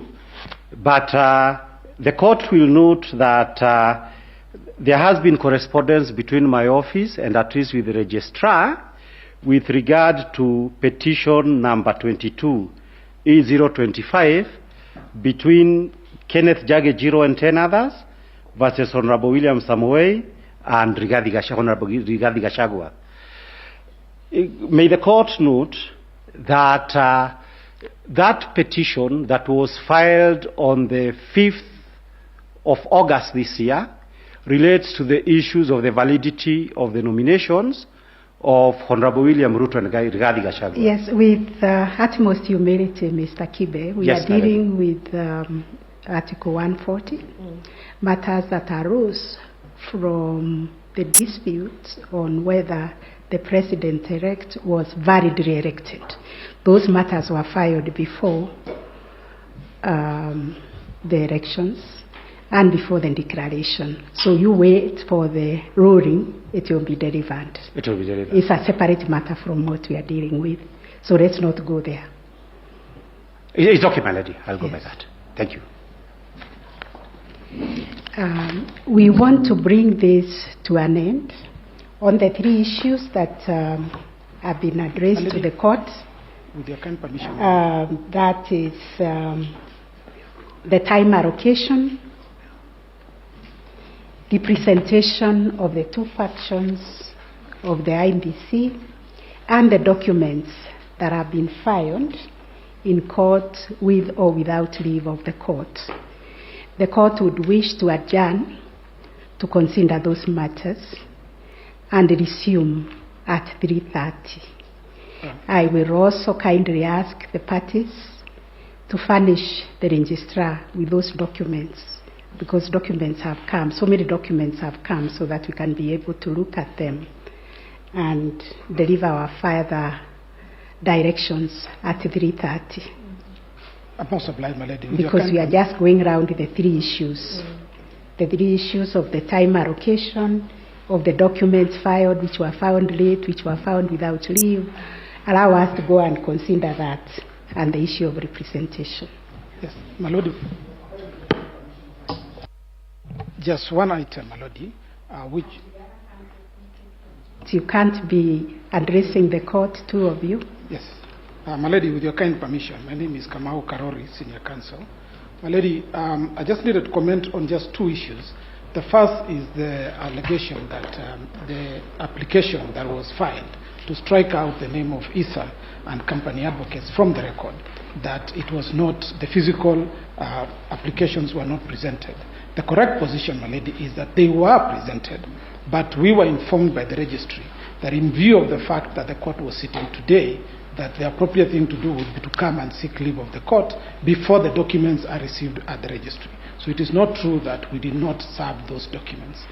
Secondly, my lady, regarding the documents, there's also an important point, my lady, to point out, which is that the affidavit filed by John Githongo, he had filed a response first, then he filed a further affidavit out of time, and in that further affidavit, he introduced completely new documents. In fact, as you will notice when you retire to write your ruling, he now withdrew the initial logs that he had attached to his affidavit and filed completely new ones after we had responded to his previous affidavit. The only option available to us, having been served with these new documents, was now to respond to them. You'll also notice, my lady, that the documents filed by Arnold Oginga, again, they are completely new documents from the ones that had been filed earlier. The prejudice is, on the basis of the document that had been served upon us, we had already responded and filed submissions because our time for filing submissions was very limited. Now we have a situation where new documents have been filed. We have no opportunity of responding to them in submissions because our submissions have already been filed. The only option was for us to file an additional affidavit explaining or answering these new documents and assertions that had now been made. And that is why the documents that were filed out of time on account of the system issues that my learned friend has alluded to. Thank you, Madam. Thank you. With your permission, your ladyship, my lords, mine are separate and different issues. The first one relates to the orders you made for scrutiny this afternoon. Please, can you introduce yourself? Yes, my name is Katwa Kigan. for the first petitioner, led by by my senior, Mr. Ngatia. It relates to respondent, you mean? Yes, first respondent. I apologize for that. It relates to the issue of scrutiny that is supposed to start this afternoon. We would like to request that the court takes on board consideration of the issues of security, considering what happened at the National Tally Center, my lords and your lordships. And we would also like that the issue of the location where it is to be done be addressed. And we would prefer, considering the security issues also, that camera surveillance be addressed, my lords and my ladies.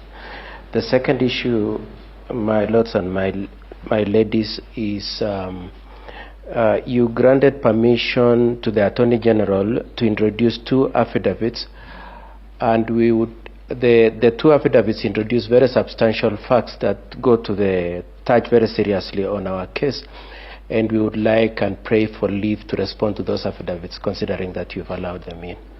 Thank you, my ladies and my lords.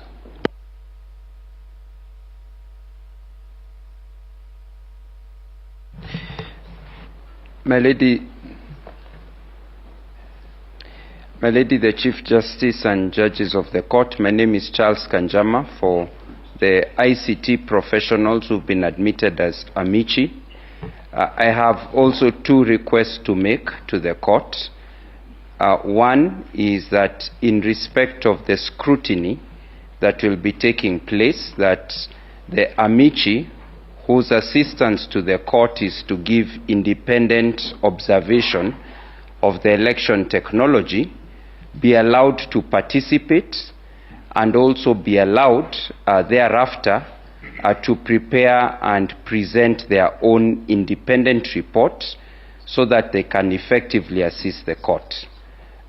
Second, in relation to the technology affidavits that have been filed late in the last 2 days, the Amici in their initial report had responded to the initial technology affidavit so that they could give an independent perspective from ICT professionals, who would request that they also be granted leave so that they can supplement that report by also responding to the subsequent technology affidavits which this court is considering whether to admit. That is all.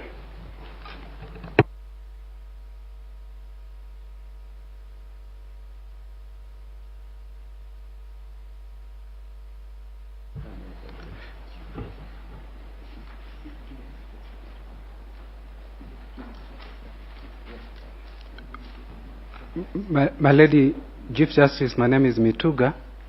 For the petitioner, in petition 004, I also have a problem of experience by the rest in filing documents when there was a system downtime. Our rejoinder was supposed to be filed on 28th, but due to system problems, although we filed our set of documents serving as a rejoinder, we presented them to court yesterday when they were stamped as filed out of time.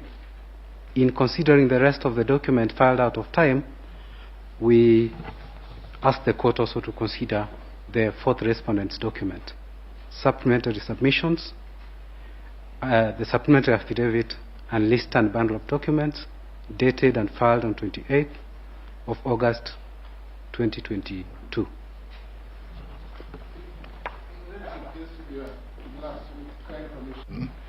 Lordship, why, in view of all these counter arguments, the petitioners, respondents, filing late, claiming, Your Lordship, if the court could just give us 1 hour to regularize so that no party then excludes anything from the record, that would serve the interest of justice. And I submit, Your Lordship, that then no party will feel that they've been locked out. So we don't go back to Raila 2013, where huge documents are locked out, and we all find fairness in this court. Thank you. You know, our time is not elastic. there was an order for scrutiny from 2 p.m. So we really have to adjourn now. I just wanted clarity on the role of the Amici. It would appear that they want to go beyond their role. Senior counsel, we will deal with that. We are capable of dealing with it. We already gave directions that we will rely on the Amici brief that is already on record. Rulings have been issued to that effect. Yes. So with your kind permission, the court will adjourn, and we will reconvene at 4 p.m. because of the many issues that have been raised.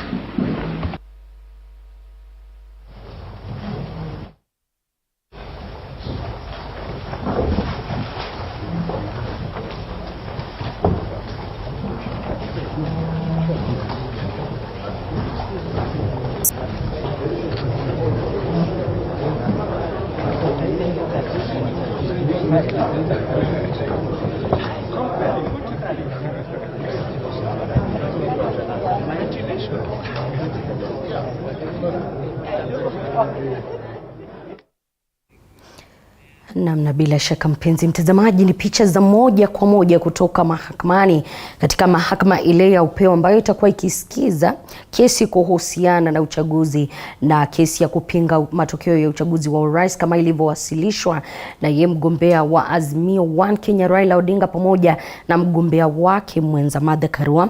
Kesi hiyo ikitarajiwa kusikizwa na majaji 7 katika mahakama hiyo ya upeo, na nikimsikiza jaji mkuu Martha Koome alielekeza kuwa kila upande utakuwa na mawakili 4 ambao watakuwa wakiwasilisha na wakiwakilisha kila upande, na kwa upande wa mwenyekiti wa IEBC Wafula Chebukati yupo Githu Muigai pamoja na mawakili wengine, Fred Gatia akiongoza upande ule wa Kenya Kwanza, James Orengo akiongoza upande ule wa Azimio 1 Kenya, Paul Mwite vile vile na Mansur wakiwakilisha IEBC, na wale ambao ni Paul Nyamodi pamoja na Masharia. Paul Masharia wakiwakilisha wale ambao ni baadhi ya wale waliowasilisha kesi zao mbalimbali, na kuna baadhi ya yale ambayo yatakuwa yakiangaziwa kama alivyoelekeza jaji mkuu Martha Koome, masuala ambayo ni muhimu ambayo mahakama itakuwa ikiangazia katika kesi hiyo ni pamoja na iwapo sheria ilifuatwa, ya teknolojia ilifuatwa kama ilivyohitajika ili kuweza kutambua kesi ama kuweza kupeperusha matangazo yale ya uchaguzi ule wa urais, kuanzia pale kwa vituo vya kupigia kura hadi mahali ambapo waliweza kuweka yale matokeo katika mtandao wa IEBC. Vile vile watakuwa wakiamua na kusikiza iwapo kulikuwepo na swala la muingilio wote katika masuala ya teknolojia, haswa katika kule kuchapisha zile form 34A kuanzia pale kwa stesheni za kupigia ama vituo vya kupigia kura hadi wakati ambapo waliziweka katika mitandao ya kijamii. Vile vile swala la form 34A watakuwa wakiangazia iwapo zilikuwa zinafanana, zile ambazo ni za dijitali na zile zilizopigwa picha kutoka vituo mbalimbali. Na vile vile kutakuwepo na swala la iwapo uchaguzi huo ama kurejelewa kwa zile chaguzi ambazo zikupigwa kura, endapo hili swala kwa vyovyote vile liliweza kuadhiri matokeo yale ya upiga kura na wapiga kura waliojitokeza kupiga kura katika chaguzi ama katika uchaguzi huo. Lakini kwa sasa, kabla sijaendelea na mengine, niruhusu tuingie katika kaunti ya Kakamega ambapo yule afisa msimamizi katika swala hilo la ugavana anatangaza ambaye ni mshindi. Suleiman Sumba Kanyanya 1078, Cleophas Wakungu Malala 159,508, Samuel Omukoko 761, Austin Utieno Opiso 150, Michael Osundwa Sakwa 1,100, 146. Total valid votes 361,546. Rejected ballots 2,174.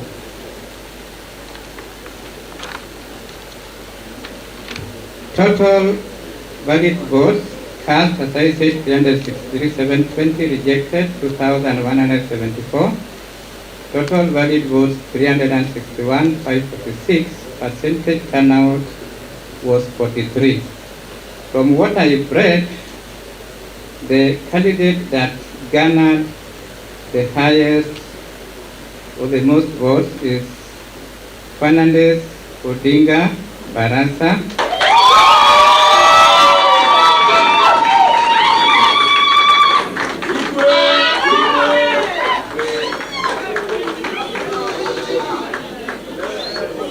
Fernandez Odinga Barasa garnered 192,929, which is 53% of the votes that were cast.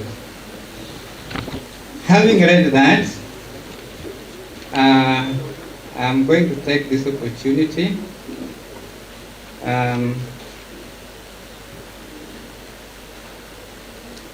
to officially conformity with all the powers conferred to me as the county returning officer by the laws of Kenya to declare Fernandez Odinga Barasa as duly elected governor of Kakamega County.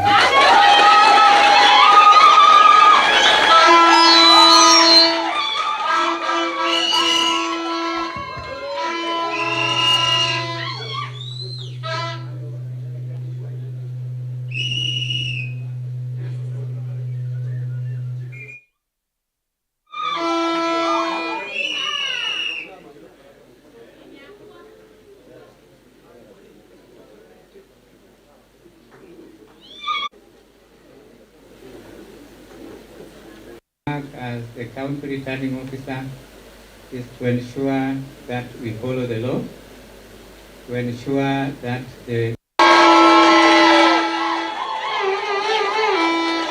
confirmed governor of Kakamega, His Excellency Fernandez Odinga Barasa, First Lady of the county, honorable members of parliament led by Waziri Eugene Wamalwa, and supporters of the Blue Zone. Bwana asifiwe. Inawezekana. Tarehe 5 pia inawezekana.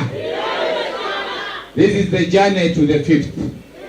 And Raila will be announced the 5th on 5th. I want to take this opportunity to thank IEBC, especially the county returning officer, for a superb job. It was free and fair, and you can confirm and attest to that. I want also to congratulate my governor Fernandez Barasa for the effort you put in to deliver this seat. I want to thank the outgoing governor of this county. The king himself of Bunyore is there, Sidiga, Daktari from Kisumu Seme constituency is there, Lum from Kisumu, Senator of Nairobi, the super senator, SG of the party, Martin from the UIMP is here also.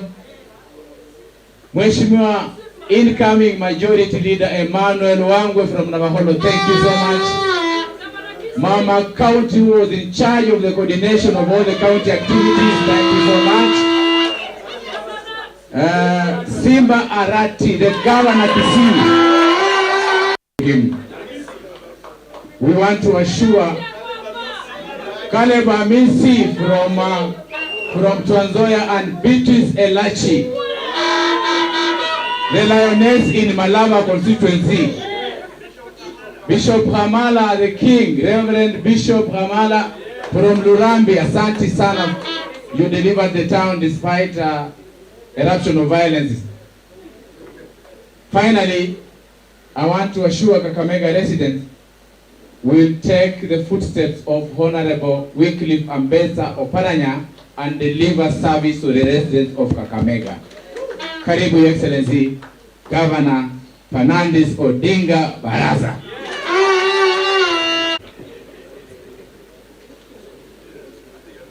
The outgoing Governor, FCPA, Dr. Wycliffe Ambetsa Oparanya, waheshimiwa wote ambao wako hapa, members of the fourth estate, amjambo. Amjambo tena. Kwanza kabisa nashukuru wana Kakamega wote kwa kazi ambayo mlifanya kwa kunichagua mimi kuwa gavana wenyu wa pili. Mjipigie makofi. It was not an easy journey. Vile mnaelewa, we are supposed to have these elections on the 9th, but they were postponed to 23rd. After 23rd, it was actually indefinite.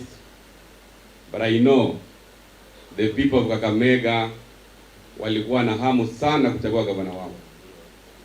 And you have demonstrated that by voting overwhelmingly for me as your second governor. I also want to appreciate profoundly my party leader and the 5th President of the Republic of Kenya, the Right Honorable Raila Amolo Odinga. Raila Amolo Odinga has been the pillar of my success. Yeye alikuwa mstari wa mbele sana and was really concerned about Kakamega. I want to appreciate watu wa Kakamega for not disappointing our party leader, kwa sababu Kakamega ni ngome ya Azimio.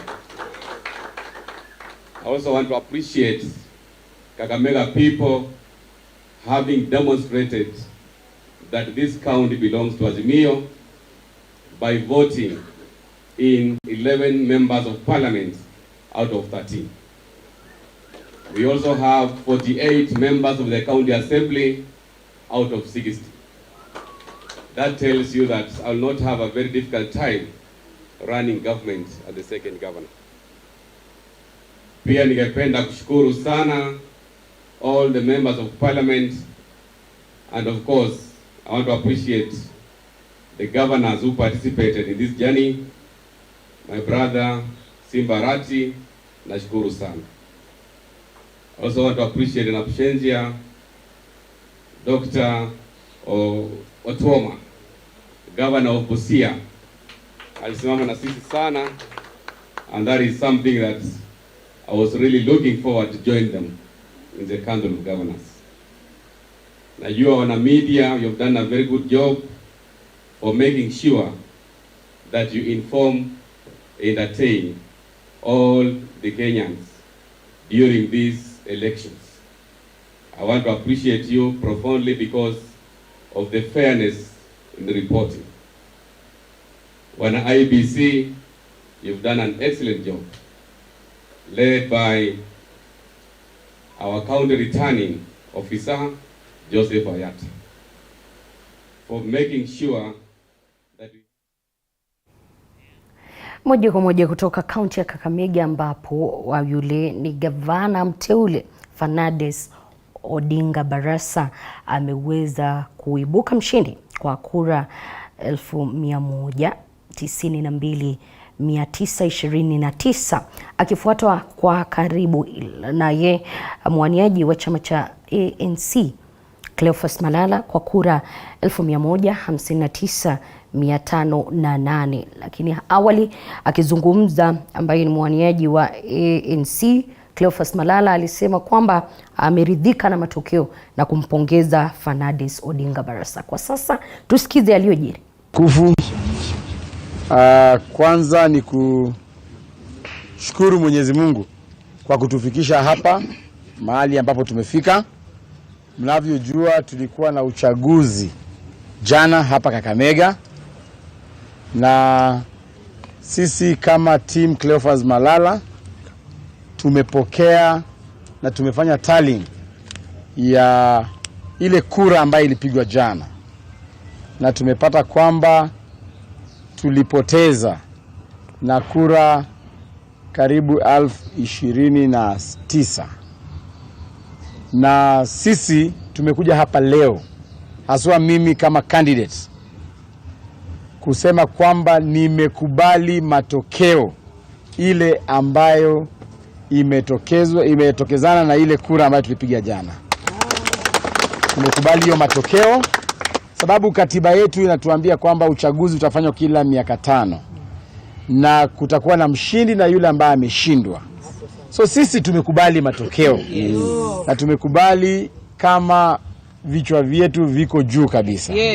Kwa sababu tulifanya kila kitu iwezekanavyo, tulikampeni vizuri na tukahakikisha kwamba tumefanya kila kitu ya kutuwezesha kushinda. Lakini kwa mapenzi ya Mwenyezi Mungu yale ambayo imefanyika. Ningependa kuchukua fursa hii kuwapongeza wale wapinzani wangu, Mheshimiwa Fernandez Baraza na Mheshimiwa Ayub Savula. Ningependa kuwapongeza kabisa kwa ile kampeni yenyu ambayo mlifanya na nyinyi ndio mliibuka ushindi. Sisi hatulalamiki. Tungependa pia kupongeza IEBC kwa ile kazi nzuri walifanya. Hakuna kura iliibiwa Kakamega County. Hakuna kura iliibiwa kabisa. Ile kura ambayo ilisabika ndio ilikuwa hivyo. So IEBC walifanya kazi nzuri sana. Maafisa wa IEBC asanteni sana. Mumeonyesha kweli Kenya iko na tume uhuru. Tume uhuru ambayo inaweza endesha masuala yake vizuri. County Returning Officer Bwana Joseph Ayata, asante sana kwa kufanya kazi mzuri na maafisa wako wote, returning officers wote, POs na clerks ambao mlifanya kazi mzuri. Hii ni mwanzo wa mwamko mpya. Mimi kama kiongozi ambayo bado niko na ndoto ya mbali. Ningependa kusema kwamba nashukuru watu wote walinipigia kura na wale hata hawakunipigia. Sasa tukae pamoja kama mandugu wa Kakamega County ndio tusongeshe county yetu mbele. Vile vile wale ambao wamechaguliwa katika ofisi, Mheshimiwa Fernandez Baraza na Mheshimiwa Ayub Savula, mimi ningependa kusema kwamba nitafanya kazi na nyinyi kama viongozi wa Kakamega County kwa sababu wananchi wamewachagua kama viongozi. Kama kuna mahali naweza saidia, niko tayari kuwapatia mawazo yangu. Kama kuna manifesto yangu, kuna jambo fulani ambalo lingekuwa mzuri kwa manufaa ya watu wa Kakamega, niko tayari kushare na nyinyi, mutumikie watu wa Kakamega vizuri kwa sababu hapa ndio kaunti yetu na hatuna kaunti nyingine ya kujivunia. Na nikimalizia tu nikushukuru team zetu za campaign wakiongozwa na campaign regional manager wetu wa Kenya Kwanza Mheshimiwa Washiali, kumshukuru pia senator wetu Huyo ni Cleophas Malala ambaye alikuwa ni mwaniaji wa ugavana katika kaunti hiyo ya Kakamega ambaye alishindwa na Fernandez Barasa kwa kura 29,000 na zaidi, ambazo anasema IEBC ilifanya kazi yake kwa makinifu na hivyo anakubali kwamba kulikuwepo na mshindi na yule aliyeshindwa, na hivyo ana swala lolote kuna utendakazi wa IEBC, akiwashukuru wale ni wapiga kura, wale waliompigia wasiompigia, ni wakati kiashiria kuwa ni wakati wa kufanya kazi kwa pamoja ili kuendeleza kaunti ya Kakamega. Lakini kwa sasa tuingie pale milimani na ambapo mahakama ya upeo imejipanga kwa ajili ya kusikiza kesi ya matokeo ya urais kama ilivyowasilishwa na mgombea wa urais wa Azimio 1 Kenya Raila Odinga pamoja na mgombea mwenza wake, miongoni mwa kesi zingine ambazo zinahusiana na zinaambatana na kesi hiyo. Paul Kamawi, wapo unanipata, utueleze yale ambayo yanajiri kuhusiana na kesi yenyewe, mwelekeo uliotolewa kwa manufaa ya mtazamaji. Na Mlizi Mtuku na kupata kwa njia safi kabisa kutoka kikao cha muda cha mahakama ya upeo hapa katika mahakama za Milimani, na ni kwamba kikao cha leo ambacho kilihudhuriwa na majaji 7 wa mahakama ya upeo kimeweza kuweka bayana jinsi kesi hii itaweza kuendeshwa kuanzia hapo kesho. Suala la kwanza ambalo majaji hao imewalazimisha kurudi alasiri ya leo mwendo wa saa 10 ni lile swala la ushahidi ambao umekuja kama umechelewa kama utakubalika na koti. Manake kumekuwa na mjadala pale kotini kati ya mawakili wa pande husika wakisema kuwa wengi wao walipata ushahidi kama wamechelewa, na kwa hivyo hawajaweza kupata muda wa kujibu yale ambayo yako kwa yale shahidi. Lakini leo pia ni bayana, manake tumeweza kujua ukweli ni masuala yapi ambalo mahakama ama wale majaji 7 watakuwa wakiangalia kuweza kufikia uamuzi wao iwapo uchaguzi wa rais mteule William Ruto utashikiliwa au utafutiliwa mbali. Na kwa yale masuala 9 kuu, swala la kwanza ni kama teknolojia husika ambayo ilitumika kwa uchaguzi inaweza kuwa ilikuwa ya uwazi, ilikuwa na uhakikisho na ni ya ukweli kuweza kuonyesha yale matokeo ambayo rais mteule William Ruto alipata ni ya ukweli ama ni ya haki. Swala la pili ni swala kuhusu form 34A ambazo hili swala mahakama itakuwa ikiangalia kama kulikuwa na watu ambao waliingilia ama walitia dosari zile form 34A, na kwa hivyo zile ambazo ziliingizwa kwa tovuti ya Tume ya Uchaguzi na Mipaka. Hilo ni swala ambalo watakuwa kilishughulikia kuona kama zile form 34A ambazo ziko kwa tovuti ya IEBC ziko na dosari. Kuna swala pia la tofauti ya form 34A ambazo ziko kwa tovuti ya IEBC na zile ambazo ziliweza kuwasilishwa pale katika ukumbi wa Bomas wakati wa kuhesabiwa, na zile ambazo maajenti wa vyama mbalimbali walikuwa nazo. Kwa hivyo hilo ni swala la tatu. Swala lingine likiwa ni zile chaguzi za kaunti ya Kakamega na Mombasa kama ziliweza kuathiri matokeo ya kura ya urais. Vile vile kuna swala kuhusu kura ambazo ziliweza kupigwa na matokeo ya kura, na kama tume ya uchaguzi ilifanya kazi inavyotakikana kisheria.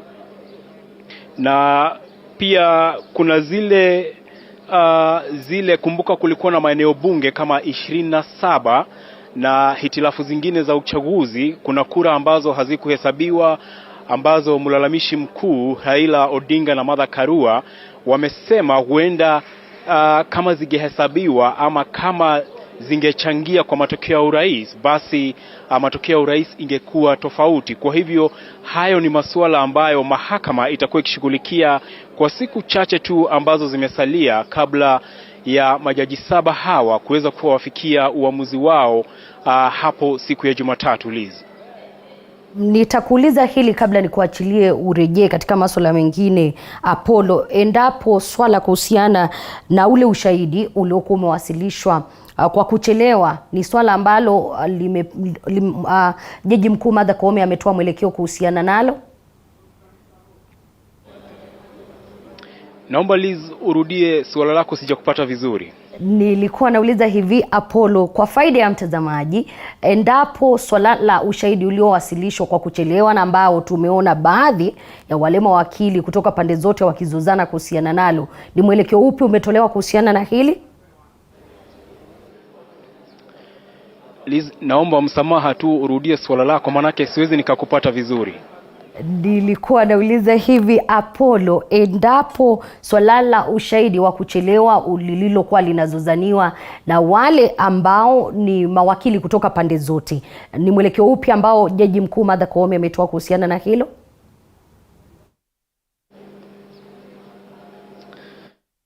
Mahani kidogo Apollo anaonekana kutupoteza, lakini tutakuwa tukirejea kwake baadaye kuhusiana na swala hilo. Hayo ni masuala ambayo anaendelea kufuatilia kwa ukaribu kutoka mahakama ile ya Milimani, na ambayo kesi hile kesi ile kuhusiana na uchaguzi itakuwa ikifuatiliwa kutoka. Kumbuka kila upande umepewa muda wa kwake ili kuweza kujitetea, vile vile kuwasilisha ushahidi wake mahakama ile ya upeo. Martha Karua na Raila Odinga ambao ni wenye kesi wamepewa masaa 3. Upande ule wa wale ambao wanawasilisha ushahidi kutoka kwa Kenya Kwanza na rais mteule William Samoei Ruto wakipewa vile masaa matatu. Kuna wale ambao ni petitioners ama wale ambao walio na kesi tofauti wakipewa muda wa dakika 30. Lakini mpenzi mtazamaji, baadhi ya masuala ambayo ni muhimu aliyoangazia Martha Koome ambaye ni jaji mkuu na ambayo yatakuwa akisikizwa kwenye kesi hiyo ni iwapo teknolojia kuhusiana na masuala ya uchaguzi iliafikia ile standard imewekwa kulingana na katiba, na iwapo uchaguzi ama chaguzi ambazo ziliahirishwa zilichangia kwa vovote vile katika swala nzima la matokeo ya uchaguzi huo, endapo form 34A zilikuwa zinawiana zinawiana kuanzia kwa zile zinafahamika kwa lugha ya kimombo hard copies na zile soft copies ambazo ziliingia katika ule mtandao wa IEBC. Endapo mtandao wa IEBC kwa kimombo wanasema IEBC portal iliweza kukua interfered ama ilipata mwingilio wote kutoka huku nje, ni swala ambalo vile watakuwa wakiangalia. Iwapo yule ambaye ni rais mteule William Samoei Ruto na aliyetangazwa na mwenyekiti wa IEBC Wafula Chebukati aliyafikia kulingana matakwa ya katiba ya kupata 50 na kisha kura moja, ni kitu ambacho watakuwa wakiangazia. Na vile endapo kulikuwa na hitilafu zozote katika uchaguzi mzima ambazo zilisababisha uchaguzi ule kutokea jinsi ambavyo ilikuwa inatakikana awali, Jaji Mkuu Martha Koome alielezea kwamba zile kesi zimeunganishwa kwa pamoja na zikawa kesi 7 na ambazo zitakuwa zikisikizwa kwa siku hizo hadi wakati wa kutoa siku ambazo zimesalia hadi wakati ambapo watakuwa wakitoa mwelekeo kuhusiana na endapo uchaguzi utarudiwa ama uchaguzi wa urais utabakia jinsi ilivyo na rais mteule William Samoei Ruto atakuwa ndiye rais. Ni swala ambalo tunafuatilia, na bali na hilo kuna wale pande zote wakiwa na mawakili wao ambao watakuwa wakiwakilisha kila upande, na kama nilimsikiza Martha Koome kwa umakinifu kutoka upande huu ni kwamba IEBC itakuwa na mwenyekiti wa IEBC Wafula Chebukati atakuwa akiwakilishwa na ye Githu Muigai na majaji wengine ambao sio majaji bali mawakili wengine ambao watakuwepo, naye Eric Gumbo akiwa ni mmoja wao. Upande wa Kenya Kwanza watakuwepo Fred Ngatia, Kioko Kilukumi, Kithure Kindiki na miongoni mwa wengine. Sio Kenya Kwanza bali Azimio One Kenya na haswa Martha Karua na wengi na Raila Odinga watakuwa wakiwakilishwa na Philip Murgol ambaye ni wakili, James Orengo miongoni mwa wengine. Lakini kwa sasa naarifiwa na mwelekezi wangu tuingie katika kaunti ya Mombasa ambapo kinyang'anyiro cha ugavana na matokeo yake yatakuwa yakitangazwa moja kwa moja kutoka Kenya School of Government. Picha za moja kwa moja kutoka kule, waliopo pale ni pamoja na gavana anayeondoka mamlakani, Gavana Ali Hassan Joho, Charity Ngilu aliyekuwa gavana wa Kitui, John Badi ambaye alikuwa mbunge wa Suba na vile ni mwenyekiti wa chama cha ODM, mbunge wa Embakasi East Babu Owino miongoni mwa wengi wengine, Fatuma Gidi ambaye ni alikuwa mbunge wa Wajir kule kaunti ya Wajir. Ni baadhi ya viongozi ambao wameketi pale, na kama unaweza kumuona ambaye alikuwa anazuzania nafasi hiyo na kwa ukaribu pamoja na yule wa UDA Abdul Swamad Sharif Nasir, akitarajia kutangazwa mshindi kutoka pale katika kaunti ya Mombasa na viongozi wengine. Kumbuka ngome ile kwa wakati mmoja imekuwa ikizuzaniwa katika siku za hivi karibuni, lakini imekuwa ni ngome ya ODM. Endapo hili litasalia, ni dakika 2-3 zijazo tutapata kujua endapo itasalia namna ilivyo, lakini picha hizo ni za moja kwa moja kutoka kaunti ya Mombasa. Tumepata kuona viongozi kutoka UDM wakiongozwa na aliyekuwa gavana wa Nairobi Mike Mbuvi Sonko wakikubalia matokeo ambayo na haswa kumpongeza ambaye ni Abdul Swamad Sharif Nasir wa ODM. 11,038, William Kazungu Kingi 91, Daniel Munga Kitao 40, Shafi Mwaganda Makazi 58, Abdul Swamad Sharif Nasir 15,629, Said Abdallah Omar 56,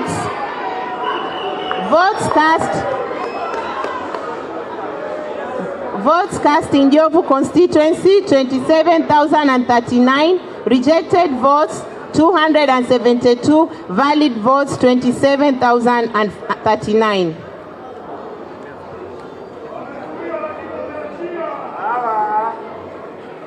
Constituency 003 Kisauni, Hezron Awiti Bolo 170, Hassan Omar Hassan 20,750, William Kazungu Kingi 241, Daniel Munga Kitao 183, Shafi Mwaganda Makazi 242, Abdul Swamad Sharif Nasir 21,796.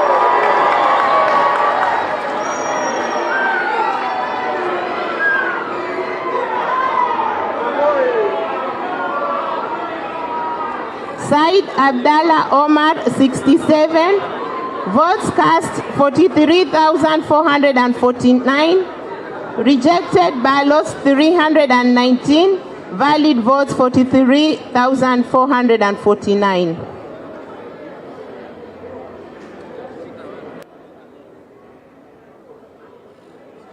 (004) Nyali constituency, Hezron Awiti Bolo 267, Hassan Omar Hassan 21,580, William Kazungu Kingi 186, Daniel Munga Kitao 59, Shafi Mwaganda Makazi 121, Abdul Swamad Sharif Nasir 22,387.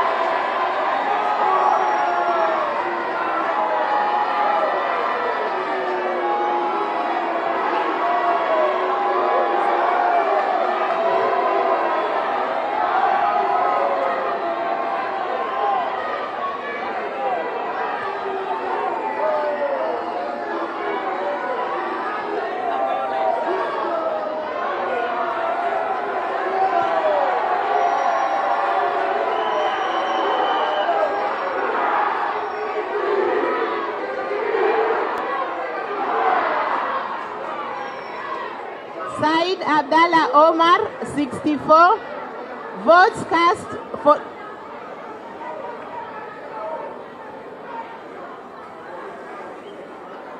votes cast 44,664, rejected ballots 261, valid votes 44,664.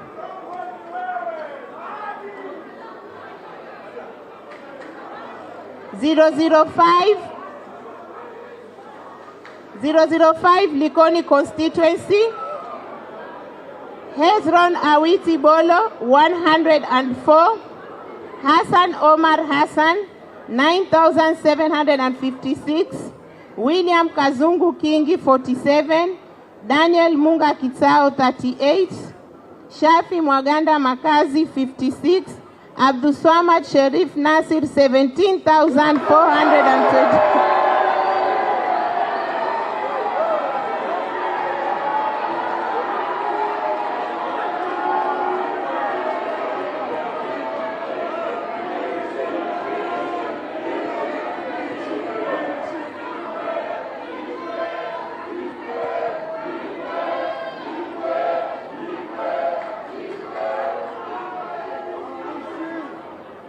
Said Abdallah Omar, Said Abdallah Omar 55, Votes cast 27,481. Rejected ballots 214. Valid votes 27,481.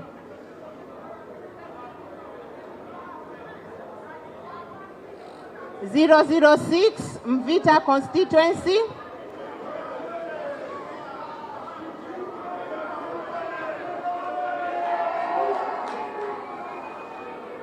Hezron Awiti Bolo 102. Hassan Omar Hassan 19,083. William Kazungu Kingi 84. Daniel Munga Kitsao 61. Shafi Mwaganda Makazi 82. Abdulswamad Sherif Nasir 24,106.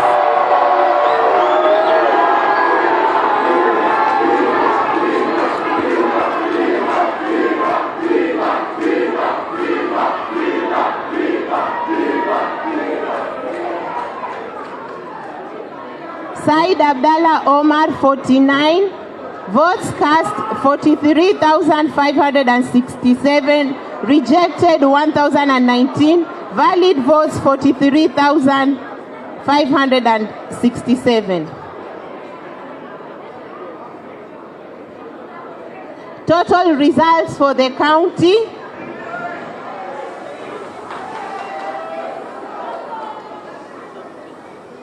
Total results for the county: Hezron Awiti Bolo 875, Hassan Omar Hassan 98,105, William Kazungu Kingi 712, Daniel Munga Kitsao 402, Shafi Mwaganda Makazi 633, Abdulswamad Sherif Nasir 119,000.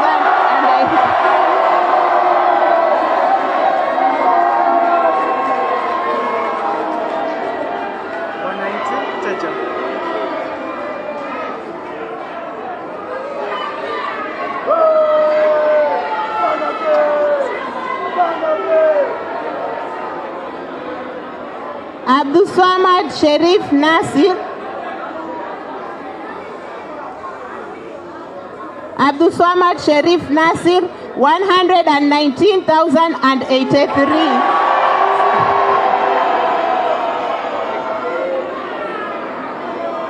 Said Abdallah Omar 338.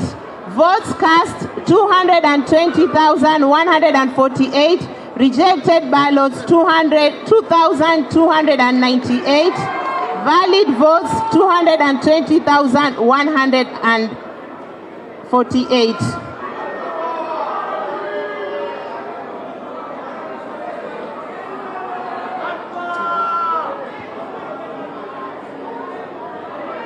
I, Swalha Yusuf, the County Returning Officer for Mombasa County, hereby declares that Abdulswamad Sharif Nasir of ID number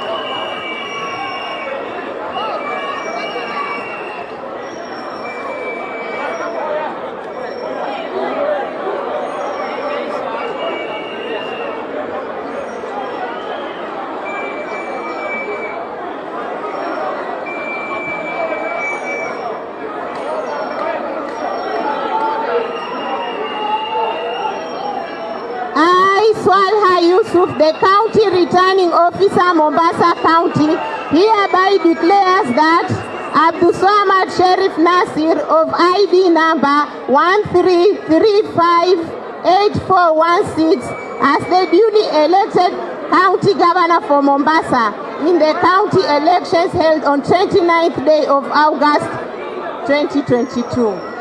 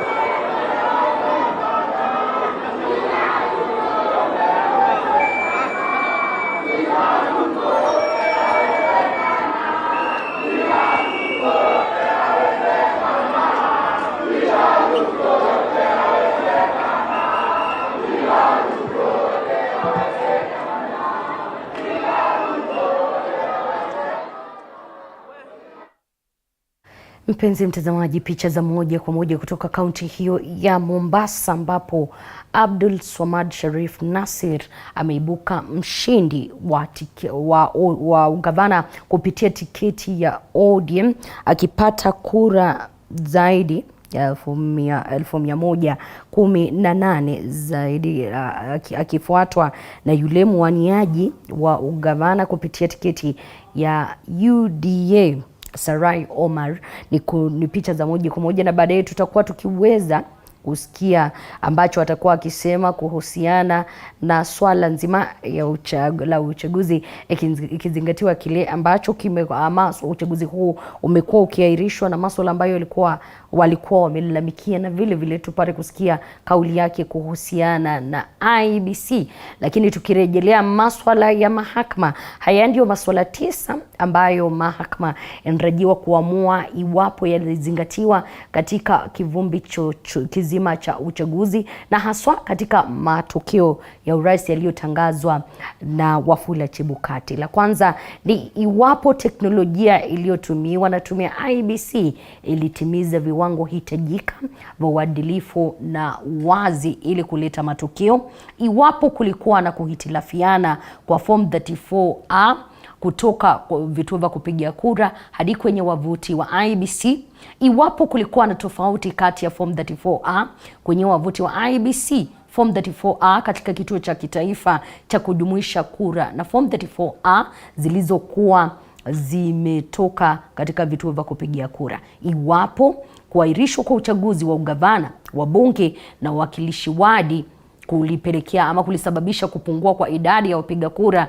na kuhujumu muungano wa Azimio la Umoja, iwapo kulikuwa na tofauti zilizoeleweka kati ya kura zilizopigwa, iwapo IEBC litekeleza majukumu yake kwa mujibu wa kipengee 138(3) na cha na kile kipengee cha 138 kifungu cha 10. Hayo ni baadhi ya masuala ambayo mahakama itakuwa ikiangazia, ikiwa rais mteule William Samoei Ruto ambaye alitangazwa na IEBC alipata 50% na kura moja kwa mujibu wa katiba. Iwapo alikuwa na makosa ama kulikuwa na makosa kama yalikuwa na uwezo wa kuathiri matokeo, iwapo kulikuwa na makosa na kama makosa yenyewe yalikuwa na uwezo wa kuathiri matokeo, na vile vile maamuzi ya mahakama. Hayo ndio maswala 9 ambayo mahakama itakuwa ikiangazia, na iwapo ninaweza kurejelea kuanzia swala la kwanza, na ni pamoja na iwapo teknolojia iliyotumiwa na tume ya IEBC ilitimiza viwango hitajika vya uadilifu na uwazi kuleta matokeo, iwapo kulikuwa na kuhitilafiana na form 34A kutoka kwa vituo vya kupigia kura hadi kwenye wavuti wa IEBC, iwapo kulikuwa na tofauti kati ya form 34A kwenye wavuti wa IEBC na form katika kituo cha kitaifa cha kujumuisha kura na form 34A zilizokuwa za mawakala katika vituo vya kupigia kura. Hayo ndio baadhi ya masuala ambayo ni muhimu yatakuwa yakiangaziwa katika mahakama ile ya upeo na wale majaji 9. Lakini kwa sasa turejee tena Mombasa ambapo Abdul Swamad Sharif Nasir anazungumza.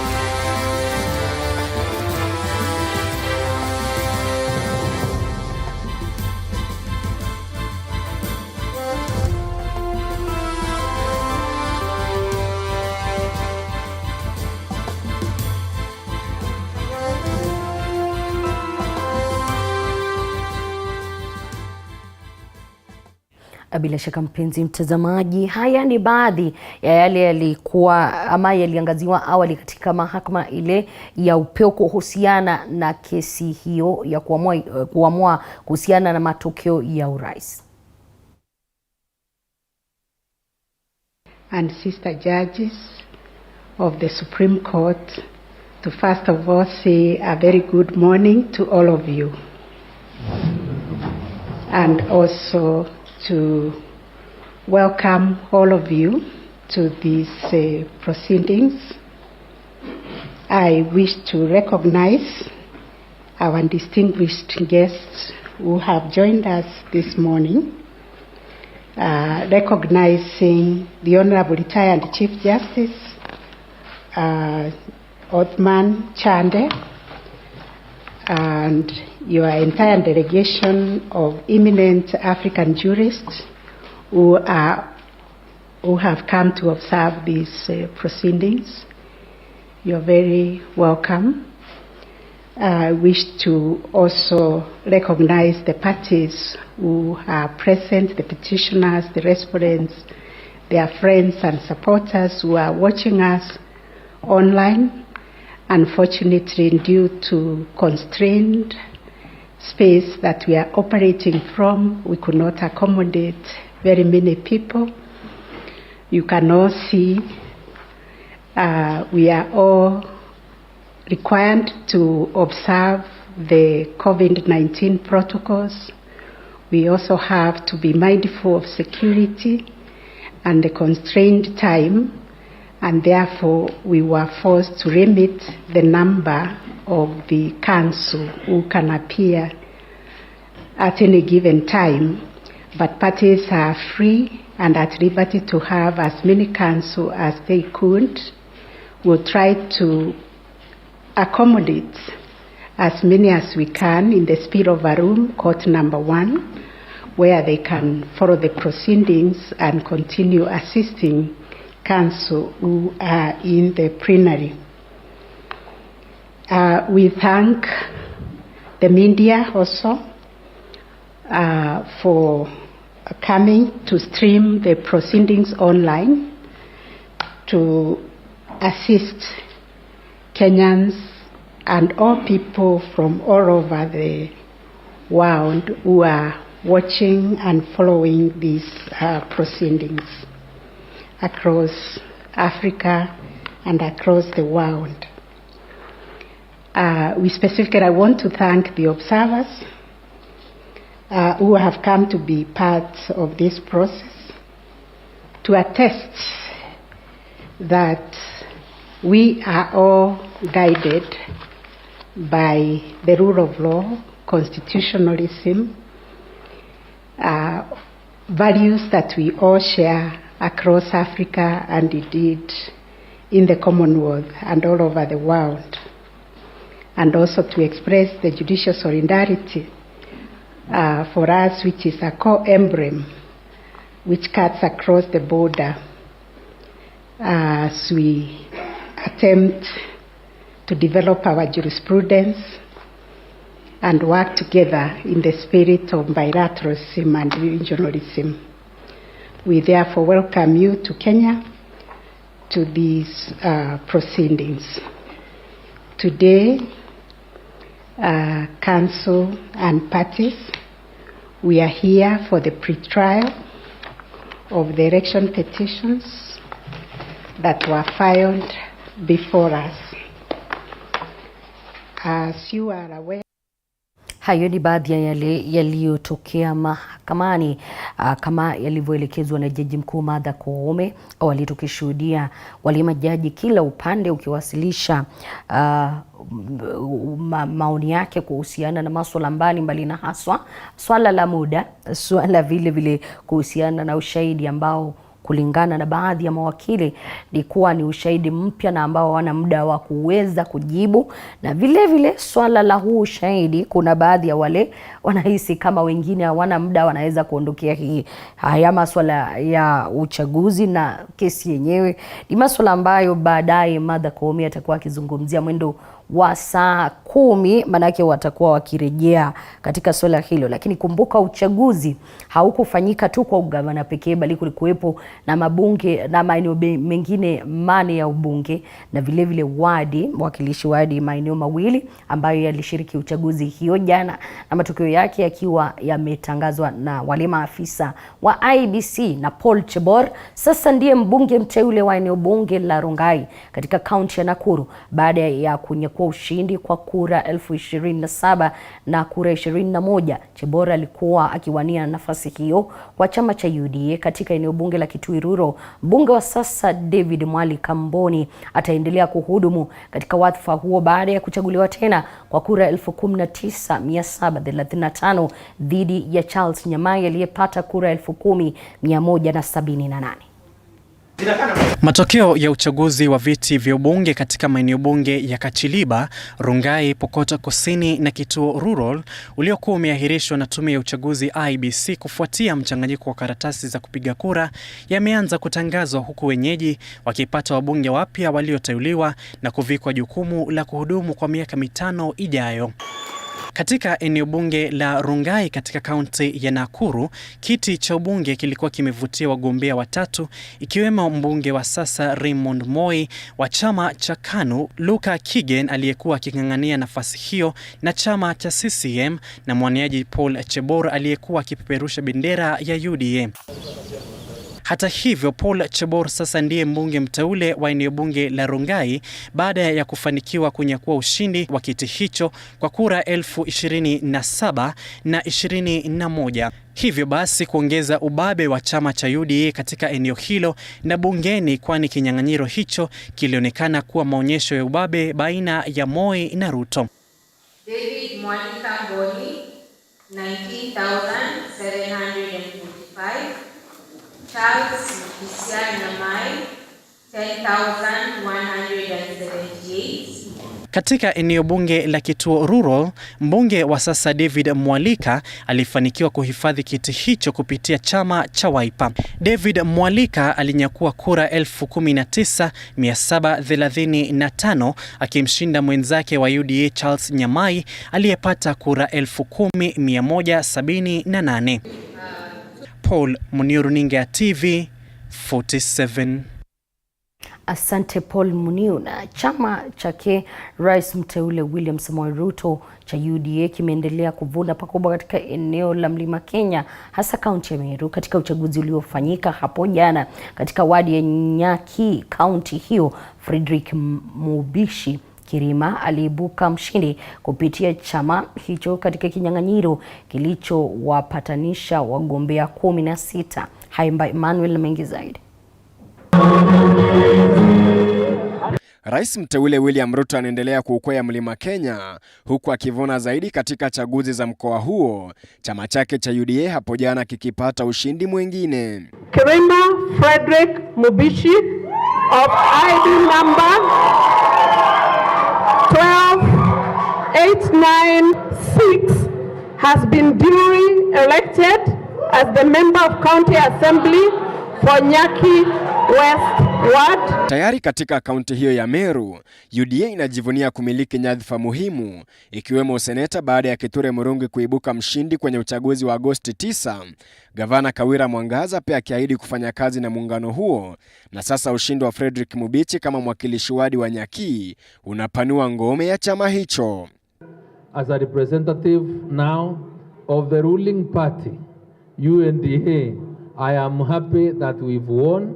Mubichi alijizolea kura 2026 na kumshinda Lewis Githinji wa Mbaz aliyepata kura 1976, huku Hilary Mugambi na Joseph Moria wakichukua nafasi ya 3 na 4 mtawalia. Hongera sana, na sisi kama walioshindwa tunasema tukiwa pamoja kwa serikali ya Kenya Kwanza. Nashukuru sana, naomba pia wale tumeshindwa pia tuungane na serikali na tufanye kazi. Mimi naitwa Dominic Morioki, nilikuwa nagombea hii kiti na chama ya Jubilee and Azimio. Na sasa hizi ninaona mimi nimekubali, this guy has been my mentor. Aidha, kinyang'anyiro hicho kilikuwa cha kubana koo, huku kura 82 pekee zikimtenganisha mshindi na nambari 4, huku kura 50 zikitenganisha mshindi na nambari 2. Aliyekuwa seneta wa kaunti hiyo Mithika Linturi amepongeza mshindi, huku akiwarai waliobwagwa kujiunga na kushirikiana na mshindi kwa manufaa ya kaunti hiyo, kauli sawia ikitolewa na mbunge wa Igembe Kusini John Paul. I am happy that we've won and we want to invite everyone else. Don't feel conned in the opposition. Baadhi ya wagombea tayari wameshakubali matokeo na kukubali kushindwa, wakitaka wagombea wengine kuiga mtindo huo na kukubali kubwagwa. Mimi nimekubali kwamba mwenzangu Mubishi ameshinda na tutamuunga mkono hii miaka 5. Hakuna haja ya kila siku kotini kushindana bure, wacha tumuunge mkono. Leo amechukua, kesho ni mwingine. Sawa sawa. Bora Kenya iende mbele, na tunaomba amani. Khaemba Emmanuel, TV47. Mpenzi mtazamaji, tuelekee katika kaunti ya Mombasa ambapo mshindi wa ugavana Abdulswamad Sharif Nassir anazungumza. Kuanzia leo kikamilifu zimemalizika. Mimi ningewaomba na kuwasihi, najua watu waliweza kukurumuzana katika msururu huu, watu waliweza kupigana kila aina ya mipagano, lakini wito wangu kwa watu wa Mombasa, ushindi tayari tunao. Sababu za kuwashinda tulikuwa nazo na ushindi tukaupata.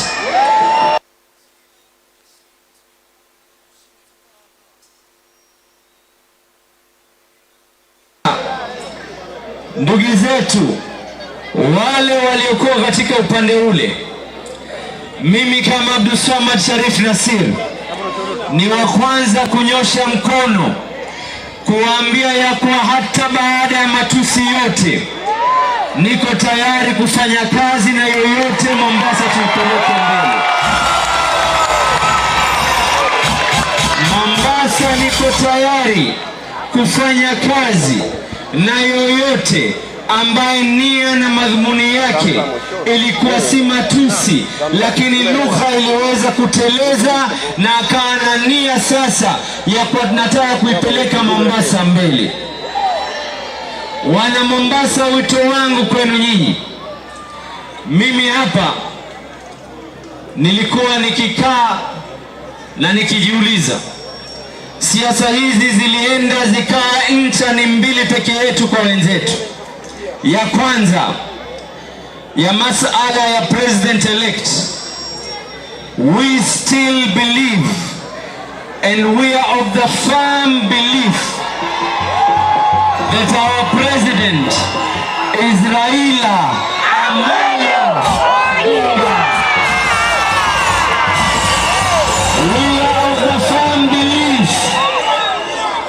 We are of the firm belief that our president is Raila Amolo Odinga. Walisema ya kuwa Abdulswamad Sharif will put Mombasa into the opposition. Hapa niko na wajumbe wa county 26 kati ya 30. Wale wanne wa upande ule tunawapatia mkono tuweze kufanya kazi pamoja. Watano kati wa 6 ni wa Azimio ODM wabunge.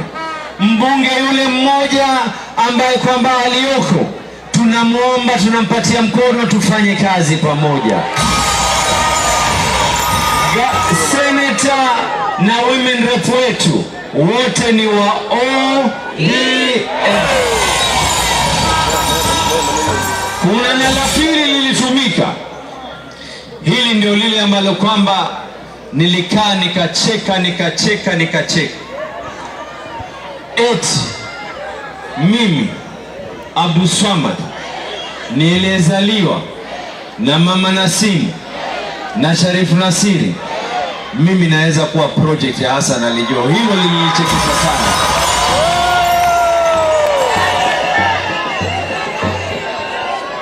Jamaa walikuwa na nia na madhumuni. Let this be a lesson kwa kila mmoja. You can win these elections without necessarily kutusiana ndio uweze kupata mileage.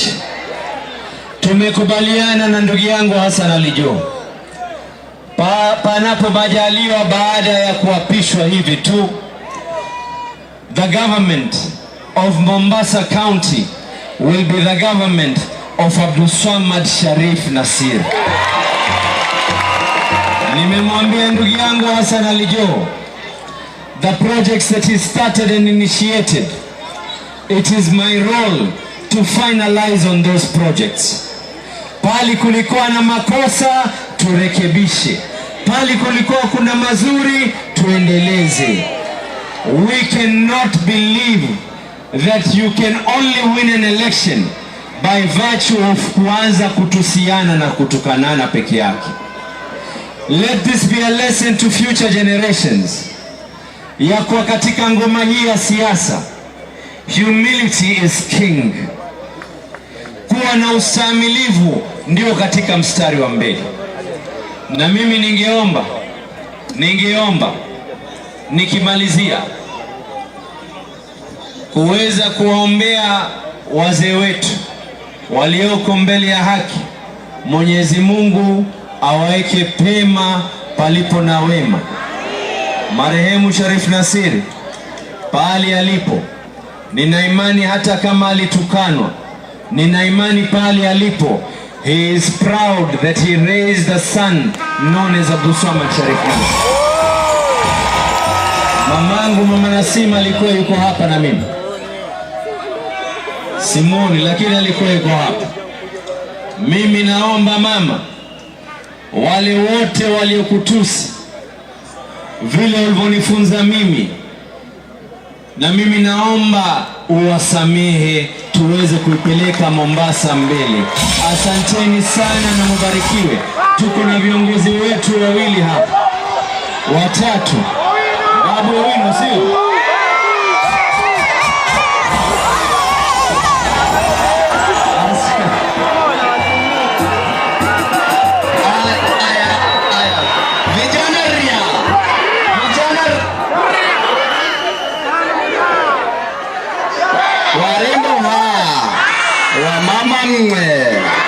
Asanteni sana. Jambo la kwanza ningependa nishukuru Mwenyezi Mungu kwa kutusaidia na hii ushindi Abdulswamad Sharif Nasir. Jambo la pili, ninashukuru wana Mombasa County kwa kuchagua gavana bora, sio bora gavana. Wana Mombasa mpo? Tumewanyoa tujawanyoa? Tumewashinda tujawashinda?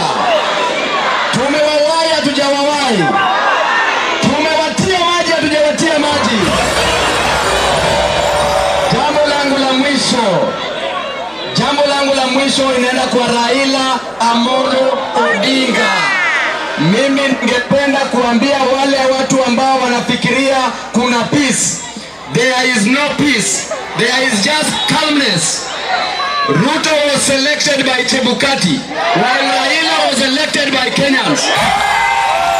Na hivi karibuni judgment ya Supreme Court itatoka, na itatoka iseme ni Raila Amolo Odinga. Asanteni.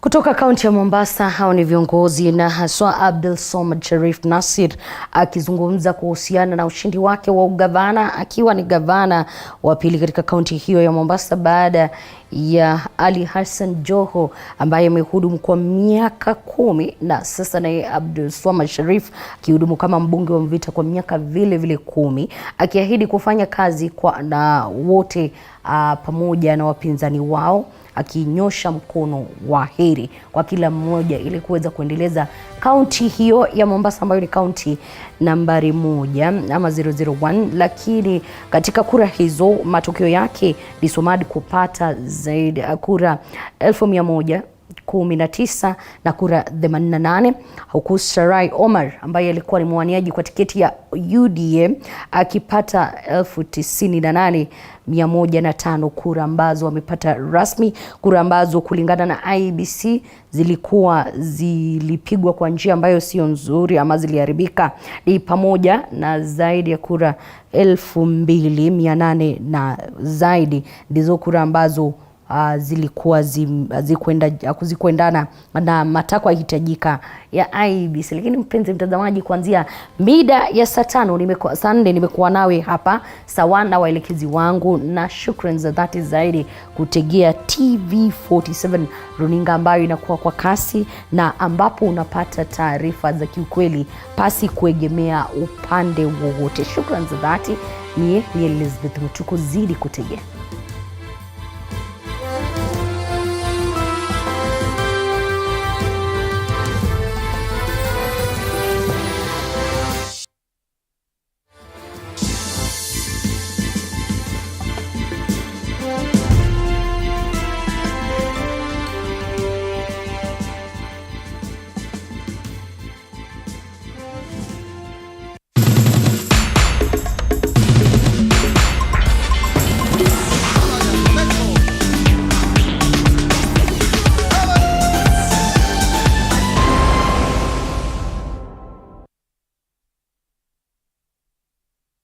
new Kasarani Sports View Hotel is a Despite being visually impaired, he is a jack of all trades. It is our quest to find answers on how to take care of children with special needs and those with disability.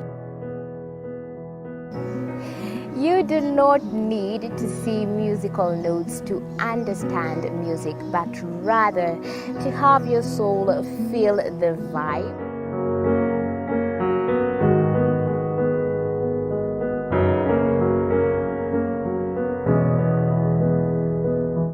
Actually, for us to make a wheelchair, we have to take measurements of the user. After doing my assessment, I get to know the parent, I get to know the heaviness she's carrying. Disability comes at different stages of life.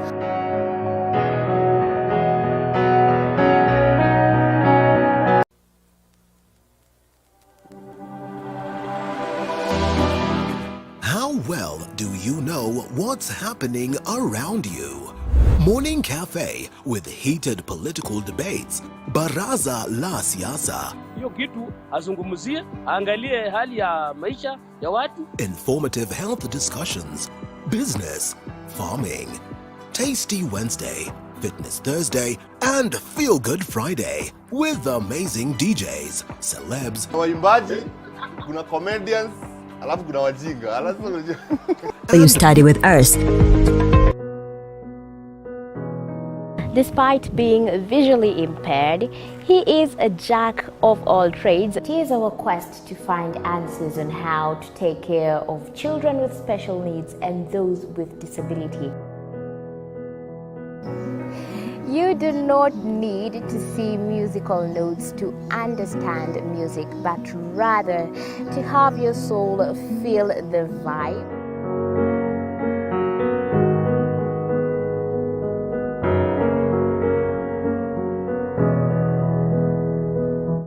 Actually, for us to make a wheelchair, we have to take measurements of the user. After doing my assessment, I get to know the parent, I get to know the heaviness she's carrying. Disability comes at different stages of life.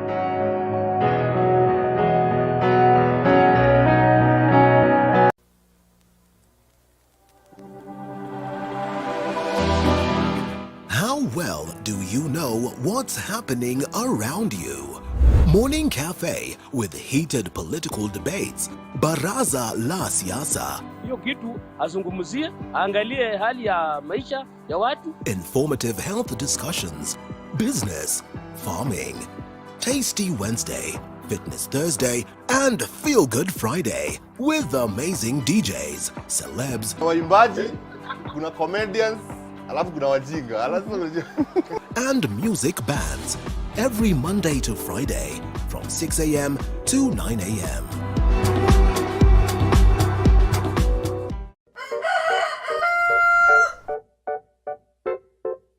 The next set of millionaires are farmers. As we know, agriculture has been and still is the backbone of our economy.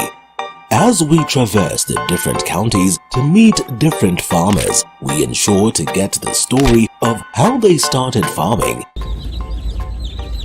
and even how they continue to penetrate the market and overcome the challenges. Hapa, the reason why niliweka goose na si ducks. Goose, they are very easy to maintain. A lot of farmers keep on calling, inquiring whether you're supposed to raise some seeds in the nursery or you're supposed to do them directly in the field. The greenhouse helps us control the temperature because the temperature needs to be between 28 to 32 degrees. Walk this journey with us every Sunday at 6:30 p.m. It's no secret, construction ain't cheap. But how do we make it affordable? Different individuals are finding ways of cutting down cost by use of pre-stressed slabs other than reinforced concrete, recycling plastics to make pavers. The brick is stronger, it's cheaper, and it's lighter. And recycling wastewater in your household.